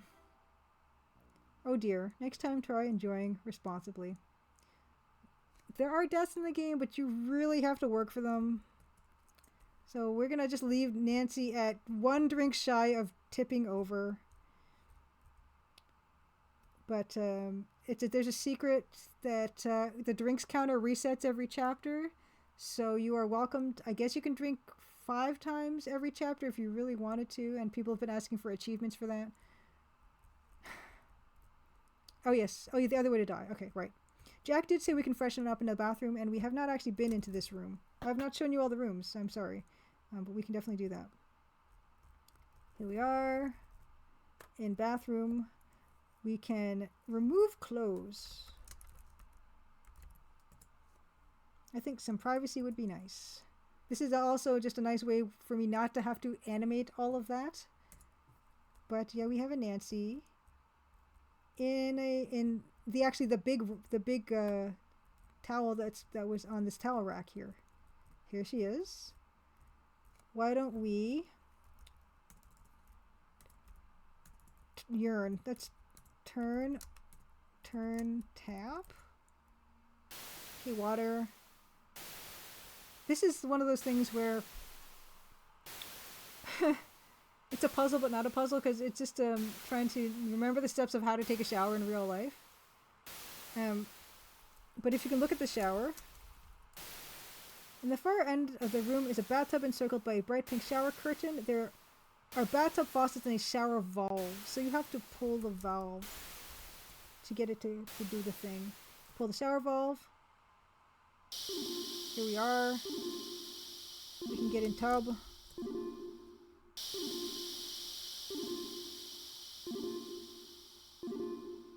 Yeah, it's not a very good water sound. I made these sounds using Beep Box.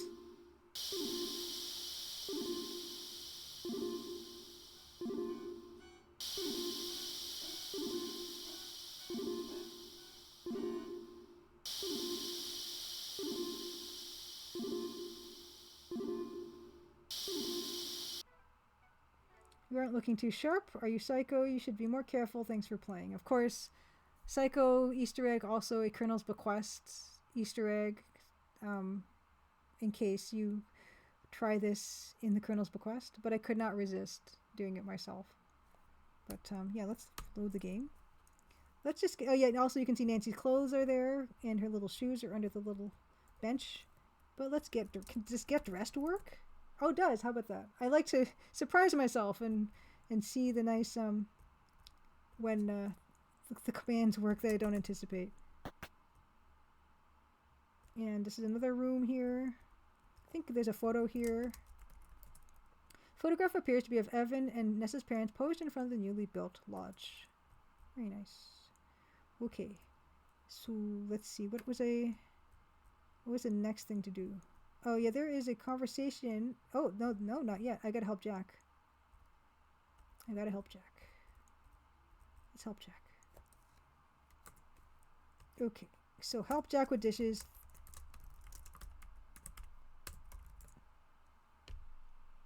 Help Jack wash the dishes. Thanks, miss. Lots more dishes than usual. Happy to help. Now I gotta go see Mrs. Crab and Mr. Shaw in the bar. Have to make sure they don't drink us dry. Of course, I need to get Mr. Richards his hot toddy. He likes a soothing drink before bed. And I don't want to keep Margot waiting. Forget about that last one, won't you? Oh, there's that chapter progression sound. Okay. So we have eavesdrop on boudoir door, which is where Jack was headed. But we need a special something before we can do that. Oh, another thing I have not been showing, but is a thing in this game, is all these wonderful cupboards and drawers. You can open everything if you want. Another thing where I was making a dollhouse of pixels, and I wanted to put cute furniture everywhere, and also I wanted them to all open. Most of these are empty. The kitchen's actually pretty good. Most everything is openable. There's a few useful things in here, actually. But you might notice this beautiful blue mug in the cupboard here. Look in cupboard. There are huge heavy pots and pans in the bottom cupboard. The glass pane cupboard contains a couple decorative plates, a pretty blue mug, and some plainer mugs. I also want to just close this cupboard because I just want to show you something that I don't know if you'll notice if I don't point it out, and I'm happy to point it out. That is the blue mug, the one on the left side of that door at the bottom, right there. And you know, I don't even know why I do this to myself, but yeah, if you take the mug, You take the blue mug and you close that cupboard. She closes both. I used to have this done separately, but it's fine. It's just user friendly this way. It's not there anymore because you took it. And yeah, it's here. The mug has a beautiful blue glaze. And if you examine it, it says, the bottom of the mug has an inscription that reads as follows, AG Studio by Chris Jones, model 3.5.1. Actually, I need to update that because I'm using Adventure Game Studio 3.6 now. Which, yes, this is an engine for adventure games that was developed by Chris Jones, but is now being maintained by a wonderful Adventure Game Studio community. Oh, need to fix that. Make more notes. Anyway, so there's that. But I guess I might as well show the problem before I show the solution. But yeah, let's look at Evan. Okay, lounging in the conservatory, yet linking over a nightcap. Yeah, we can just see him there. But oh yeah, no, we can do the other conversation, eavesdrop. So there's another conversation here, and we can listen to it from out here, like with the first one, or now that Nathan and Evan are not in the dining room, we can listen from here. If they were here, you couldn't do that.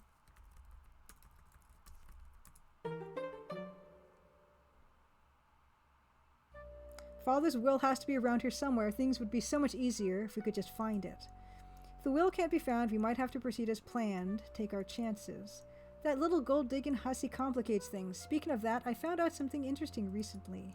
Could help us deal with her, but we'll talk about that another time. Good night, Mr. Shaw. Good night, madam.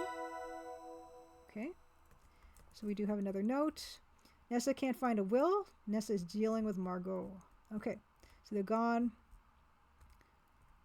And this is another example of characters just moving around on their own. Oh, wait. Which room is it? Okay. This one. Here's Nessa. Nessa's sleeping. Look at Nessa. Nessa gently snoring. Fast asleep. Talk to Nessa. Wake her up. Oop. Misspell her name. Nessa's asleep. You can't talk to her right now. Okay, we can also... Oh, wait. He is here. Corvus is also sleeping. Look at him go, sleeping. Great. Everyone, it's like the later on in the night now, so everyone's asleep. Which I enjoy doing. I find it very pleasing.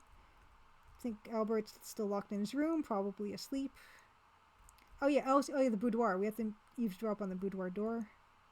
Let's do that. Okay, so listen.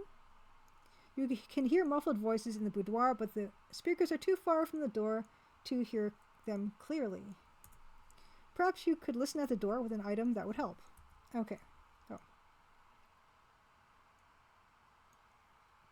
People who have played the Dagger of Amon-Ra would probably be very familiar with what is needed, or if you are familiar with mystery tropes, you probably would be familiar with this. But yeah, actually, this is something that people were having a little bit of difficulty with, so I did alter this a little bit. And let's see if I can ask somebody about this. Let's see, can I ask Evan about listening? Does that... Oh, there we go. Yes, it does work. Mr. Richards, I'm having a little trouble hearing. Already hard of hearing at your age. Some say glasses help with that. Drinking glasses, not spectacles. See, haha. So, yes. You can ask him about that. Who else is awake? Oh, yeah. Okay, Jack and Margot are awake, but they're... Oh, Jack's still here. Did I not? Oh, this is a glitch. He's not supposed to be here anymore. And I thought I fixed this. Anyway, we can ask Jack about listening. Okay, doesn't know. Okay, get away, Jack. We already did this. Help Jack. Isn't it so fun when you find bugs to your own game? Probably got more points for that. Anyway, glasses. So we can look in cupboard. The top cupboard has drinking glasses inside. Bottom cupboard has pots and pans inside. So let's take glass.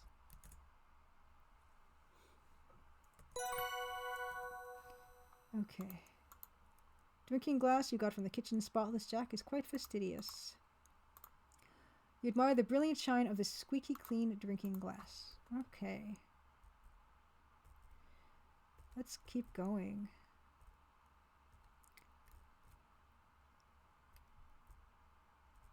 We're going to listen. There's a number of ways to do this as well. And yeah, testers have been really helpful in telling me, like, I tried this and that, I think that should have worked to perform a particular action. But I always try to like be as flexible as possible with the text parser. Okay, so we can put glass on door. I think that will work.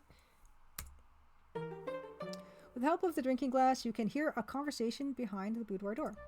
Let's have a look. Oh, monsieur, you are wonderfully helpful. I cannot thank you enough. Another fun thing about this is there's no voice acting in this game. I'm not just doing this for fun. Like, there is no voice acting in this game. Number of reasons. One is the games of this era, late 80s, early 90s, they didn't have room on their floppy disks for voices. Reason number two, I'm self-publishing this game, and voice acting is very expensive and very time-consuming. And also, yeah, it takes a lot of more labor to implement, and I'm the only one making this game except for the music. Except for this beautiful music you're hearing right now.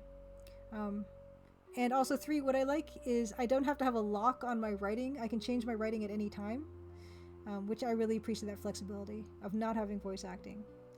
Reason number four is I like the idea of people having to interpret the text based on context.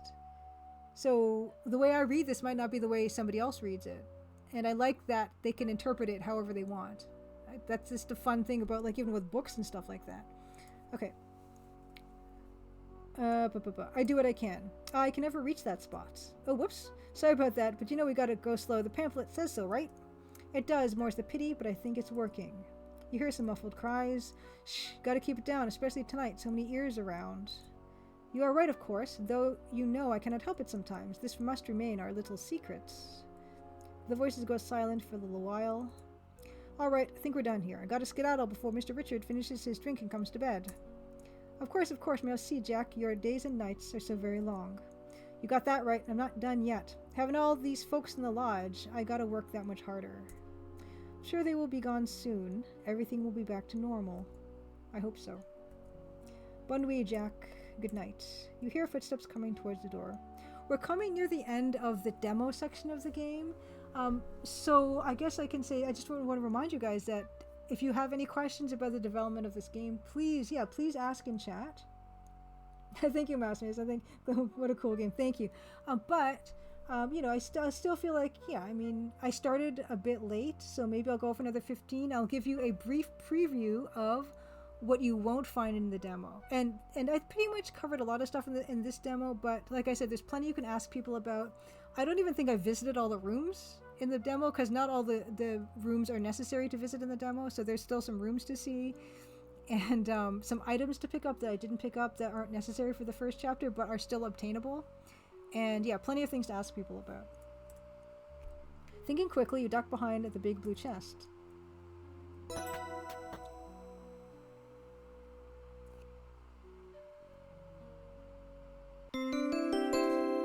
After waiting a few minutes, Margot leaves her boudoir and heads downstairs. You manage to sneak across the hall to your bedroom.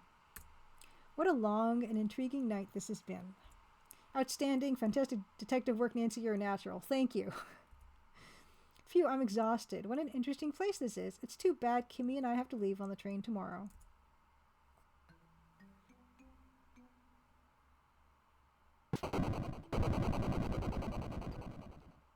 Chapter 2, Excursions. So that is the end of the demo. The demo ends with the explosion. Suitable cliffhanger. Okay, Nancy, I'm all ready. Let's go. I wish that we could stay here longer. It's such an interesting old place and such intriguing folks. I know what you mean. I can see that you need a minute. I'll meet you at the front door. Thanks, Kimmy. What a peculiar place. Okay. So we can see that, yeah, it's now daytime, and so the rooms are lit a little bit differently, at least by the windows. I can show you some of that. So any place that has windows, you can see that there's bright sunlight now on the bed. Let's see here. Open this door. There's daylight through these any window. When it's daytime, there'll be daylight. Some places more than others. You can see a bit of an indication of sunlight on the floor here. Here's Margot. Kind of lounging. It's the morning. But, yeah, let's see. I might show you guys one cutscene. Actually, you know what? Yeah, let's do the chapter 2 cutscene. And I'll do like a little tour of the grounds, and then we'll call it a night. So this is, so this is not covered by the demo. But if you were to play the demo on your own, I'm sure there are things you would find. Oh, so there are some conversations happening, but I am not going to listen to them. You're going to have to wait until the full game is released to know what these conversations are about. There are 2 of these, one on either side. Ooh. Let's take a look. Okay, so these 2, I wonder what they're talking about this morning. You can see the beautiful sunlight shining on this bed. But we're not going to listen to that. Something to look forward to. Okay. Also, I want to show you guys what the conservatory looks at night in the morning, because that's the room that has the most windows and it looks the most dramatic. There it is. This is the conservatory. Actually, the tiles are not yellow and green. Interesting. Anyway, beautiful sunlight happening through here. Beautiful sunlight. Just a little bit. Well, I mean, there are not very many windows in the rest of the lodge. The conservatory is kind of a showpiece on the back. But why don't I will show you, this is like a little taste, a little preview of what's to come. Nancy, are you ready to go now? Yes, I think so. You follow Kimmy. You and Kimmy follow the dirt path to the carriage house. You find yourself falling behind as you marvel at your surroundings the first time you've seen the grounds of the lodge in daylight. You're surrounded by greens of every shade. The trees are taller than most buildings back home. They stand densely in countless numbers as far as your eye can see, swaying slightly in the breeze. As you near the carriage house, you can hear the distant roar of a waterfall. The land feels alive. Here's that same car again. There you are. Come on now. We got to make this train. Oh, good. I'm glad that it's been a busy Steam event, Mouse Miss. That's really good to hear. Jack drives you and Kimmy back to the train station. The car ride seems a lot shorter this time, but maybe because you can see your surroundings. And this is Crimson Lodge, Crimson Station in the daytime. Wait here. I'm going to check the telegraph machine in the station. You wait in silence. Early morning in the deserted town is so quiet it nearly makes your ears ring. Did you just hear Jack gasp?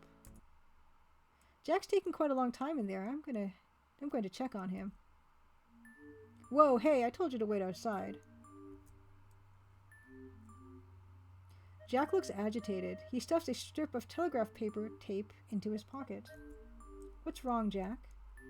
We're going back to the lodge. Bridge is out. Don't know how long. Oh dear. Oh, by the way, any of you folk know someone named Carl? No? Never mind.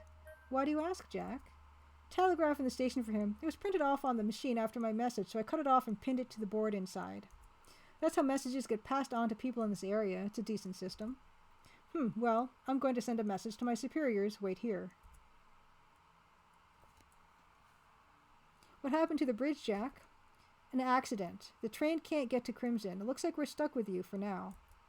Jack looks over at Kimmy. Looks like you got your wish, eh? But like I said before, leave the cormorants alone. Kimmy flushes but keeps quiet. You stand in tense, awkward silence until Albert reappears in the train station's doorway. I'm ready. Let's be off. The journey back to the lodge is so rushed and bumpy, there are times where you're afraid you'll bounce right out of the automobile. It's far too noisy to even attempt conversation. Albert leans back in his seat, impassive. Kimmy, whom you've come to believe was a kind and quiet sort, looks pretty nervous, maybe even a little angry. Jack is mostly silent, white-knuckled hands wrapped around the steering wheel. You realize that you don't really know any of these people. I can't let myself get distracted. I have a job to do. When I get back to the lodge, I'm going to start my field work. It's been a long morning. I'm going to put the kettle to boil if any of you want some tea. You hear Jack mutter something under his breath about needing to see Evan. After I fetch my field kit and change into my field clothes, I'll be commencing my field work. Please do not disturb me. I'm going out to get a breath of fresh air. Okay. Well, I guess I have my work cut out for me. Still wonder what happened with my kit on the train. Well, I certainly can't dwell on that. To obtain samples, I'll need a few basic tools. A geologist's pick or something similarly sharp and strong. A hammer that, when used with a pick, will help me chip off samples of rock. A small shovel to dig into the riverbed. And a streak plate to test the hardness of the minerals I find. Something made of porcelain would do the trick. Okay. I think Jack mentioned that cormorants like to nest on cliff faces. That might be a good place to get a sample. And I should check on Albert's field work. Maybe I can learn a few things. Okay. So, we're not going to play through too much, but I do want to show you guys what the outside looks like. Okay. It's so lovely out here. We've never seen such a sight. The lush green land spreads out in all directions, rambling up and down in gentle hills. You can hear a swift river nearby and bird calls. The air smells fresh and new. We do have some new goals here, so we need to obtain a pick, hammer, shovel, streak plate, obtain 3 samples. But I mostly just want to give you guys a nice little tour of the outside of the lodge. This is all stuff that is going to be in the full game. Nice little gazebo. Carriage house. This is where we where the automobile gets parked. And I won't be going inside because I do want to save you guys a few things to look forward to when the game releases this year. Possibly summer, possibly later, depending on when I can finish it. Here's Albert. It's general. Oh, there's a view of the lodge. It's kind of nice. Path outside.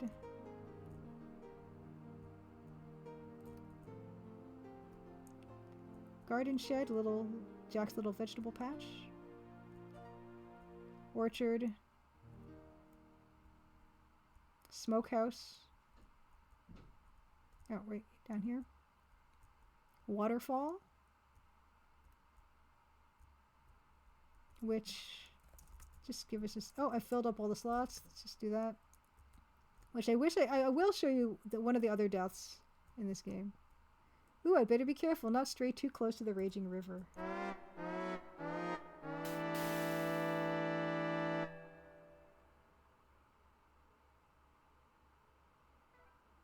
Don't go chasing waterfalls. You should stick to the slow, safe rivers and the lakes that you're used to. That type of person in water thing is inspired by King Graham and his unlucky run-ins with water. Oops. Oh. I'm here. Okay. I will just, a lot of times you can, skip cutscenes by pressing escape. Which is what I've just done. But I will show, yeah. Okay. So there's that waterfall of death. Here. Oh, and there's a jetty. Okay, waterfall. Jetty, bridge, boathouse. Yeah, so this is something else. Yeah, you walk behind buildings, you get a wireframe. Here is Kimmy, and here are the cormorants, of which, you know, we've heard so much. Let's look at them. The double-crested cormorant is a distinctively large... Oh no! Another typo. How do you like that? Is a distinctively large... Yeah. Distinctive. And that's not even spelled properly. Distinctively large. That's not good. Okay. 2 typos and a bug. All while streaming the most played parts of the game. Okay. The double-crested cormorant is distinctively large, with a swan-like neck, webbed feet, and a bright orange beak. Very nice. Take bird. You imagine the double-crested cormorant would raise a bit of a fuss if you tried to put it in your pocket. Talk to bird. Hello, cormorants. Cormorant sounds. Yeah. All right. the intrigue begins. Yeah, so that's yeah, there's still a few, places to explore that I'll just leave to you folks when you get to play the game, hopefully, when it does release. Please do wishlist the game on Steam. It really, really helps. But I'm going to just say, I'm going to be on for just about maybe 5 more minutes. If you want to ask me any questions about the game development, please do. For those of you who are just joining us, I'm going to go through my 3 slides really quickly again, in case you missed that. But I mentioned that, this is the Wings Fund Women's Day Steam event, and I always like to have a bit of a segment of something that is topical and appropriate for that. And in this case, it is a few slides on the inspirations for the characters in the Crimson Diamond. And Alice Evelyn Wilson was Canada's first female geologist, and she is a huge inspiration for Nancy Maple, the character that you play in the game. She was not allowed to conduct field work, and the institution that she worked with, the Geological Survey of Canada, actually did not allow women to go to remote places for field work with men until 1970. They did not supply her with a car to go to regions nearby her, even though they supplied cars to male members of the Geological Survey, so she ended up having to buy her own. And they constantly, for 11 years, they denied her request to pursue her doctoral level studies. And when she eventually got to pursue her doctoral level studies, she was restricted to her immediate area, like her neighborhood, which was Ottawa and then St. Lawrence River area. But she still managed to produce really groundbreaking research within those restrictions. And she managed to, among other things, she let's see, what did she do? She notes. She became an elected member of the Order of the British Empire in 1935. First Canadian female fellow of the Geological Survey of America. First female fellow of Royal Society of Canada. So yes, she earned every distinction in the face of a lot of sexism and restrictions. And my hat's off to her. She's a legend. Alice Evelyn Wilson. Another inspiration for Nancy is Ira Thomas, who discovered Diavik near Yellowknife, Northwest Territories, which is one of the most prolific diamond mines in Canada. In 2007, it produced 8 million carats of diamonds a year, and she was also very much an explorer. Her dad was a miner in Wales, and then when he immigrated to Canada, he was prospecting for copper and rare earth minerals, and that's where she started doing her exploring. So she was 1999's Mining Man of the Year in the Northern Miner magazine. And yes, so these things that you're seeing by her, the thing on the far left here closest to us, that's a kimberlite sample. So they would drill and analyze the rock composition. And yes, Canada indeed has diamonds in it, although they were not discovered in Nancy's time. That doesn't mean to say that they weren't there. So the Crimson Diamond does have somewhat sound geological basis for finding diamonds, because they definitely were found, but they were found much further north. But still, I mean, this is kind of like a made-up game, but it just tickles my fancy to know that was the case. And the other character that has a lot of historic basis is Kimi Kishiro. Kimi is the name of my great-grandmother on my father's side, who emigrated to Canada. She got married in 1916, so that's the far left marriage certificate. I found these at in Halifax, at the National Museum of Immigration. They have a ton of these records on the computer archived. And so this was my great-grandmother Kimmy's marriage certificate. She got married in Vancouver in 1916. The middle document is another marriage certificate. This is for my grandmother, who was born in Vancouver, got married in Vancouver in 1935. And so yes, there's a long history of Japanese Canadians in Canada. And I am definitely part of that lineage. The photo on the right is my grandmother in 1944, when she was 27 years old with her she eventually had 4 kids, and that is in the internment camp in British Columbia during World War II. So yes, my hat's off to these amazing women. And please do have a very good rest of your Wings Fund, Women's Day, Women's Week, I suppose. I think Women's Day is not even today, but it's Women's Week Steam event. And yeah, just celebrate and support the women in your life, and find out some really amazing stories, because there are a lot of amazing stories out there. Mosmus asks, did you have to cut a lot from the game? If you could make a new feature just appear, what would it be? Did I have to cut a lot from the game?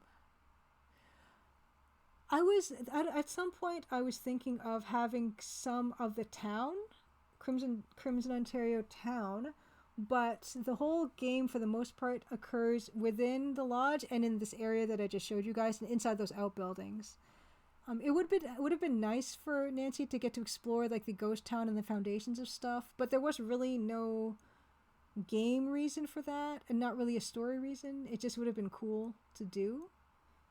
So that's something I would have liked to have had in terms of cutting anything.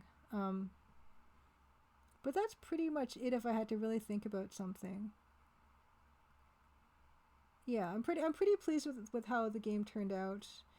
It's gonna be, so yeah, I mentioned it's 7 chapters, and it should be about like 7 to 10 hours, depending on how thoroughly you play these games and how good you are at them. I'm not good at these games, so I probably would guess it would take me 10. But yeah, your mileage may vary. Also, how quickly you read.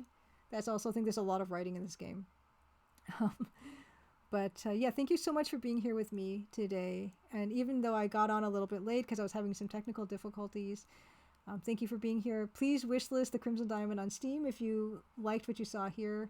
I'm also going to be at GDC this March, in a few weeks actually, and I'll be showing the game at a couple different places. And I don't have the information here on me right now, but yeah, I will be showing it at not to the main event, but there are some kind of secondary events that happen during the time of GDC and in like the general area that I'll be showing it. I've registered to 2 of those events, so I will be around, as well as the conference itself. So I'm excited to do that. If you're going to be at the conference, yeah, you can find me on Twitter probably. That might be the best way, or email, of course. And yeah. Hoping to launch it, fingers crossed, either summer. Like there's a June Next Fest, but I don't know if I can make the June Next Fest. It might be tight. Try my very best. If not that, there's a September Next Fest that I might push it to, but yeah, we'll see. So please enjoy the rest of the Steam event, and yeah, check out all these amazing games. They had some amazing talks and some amazing interviews and stuff like that for the rest of the event. So I'm gonna leave it for now. And please join me if you did like this. Please join me. I do stream on Twitch. My handle on Twitch is _Maple Mystery. I stream at 8 p.m. Eastern on Tuesdays, and most of the time it is upgrading the introductory art. No spoilers happen at all. Even with the music, when we were composing the music, I'd just say, okay, I need a sad song. I never went into detail. I'd go into detail with Dan, the musician, off stream, but I would never give story details about what we were composing for specifically. So no worries about anything spoiled. I also like to play retro games on my stream as well near the end of the night. I've been playing a lot of EGA adventure games, which is my first love, of course. Having a ball with that. In fact, I've been playing something called Denarius Avaricius Sextus on stream, and one of the devs popped in to chat and was answering questions about it. It was incredible. It was so much fun. And also there is another EGA game. It's a platformer called Cosmos Cosmic Adventure. You might be, if you're an Apogee fan, if you're a platformer from back in the day, you might remember Cosmo. I've been having some fun modifying Cosmo. There's a mod for Cosmo now that I've been playing on stream that a couple amazing streamers have modified for me. It's now called Pantsmo's Pantaloon Adventure, where they added pants and a shirt and sneakers to Cosmo, because I didn't like how Cosmo looked, his original sprite. So they were kind enough to add clothing to him, and we've just been having a ball adding pants to just about every other sprite in that game. So I've been playing that as well. I also play Biomenace. It's all EGA all the time on my channel. Biomenace is a lot of fun. So I've been playing. He has pants. We don't need to put pants on Snake. But yeah, it's all good times. So please do join me if you liked what you saw here. _Maple Mystery, Crimson Tuesdays, 8 p.m. Eastern. Yes, have a wonderful rest of your week. Have a lovely weekend. Happy Crimson Friday, I suppose. Yeah, but I'll leave you for now. Okay, bye. And thank you so much again for being here.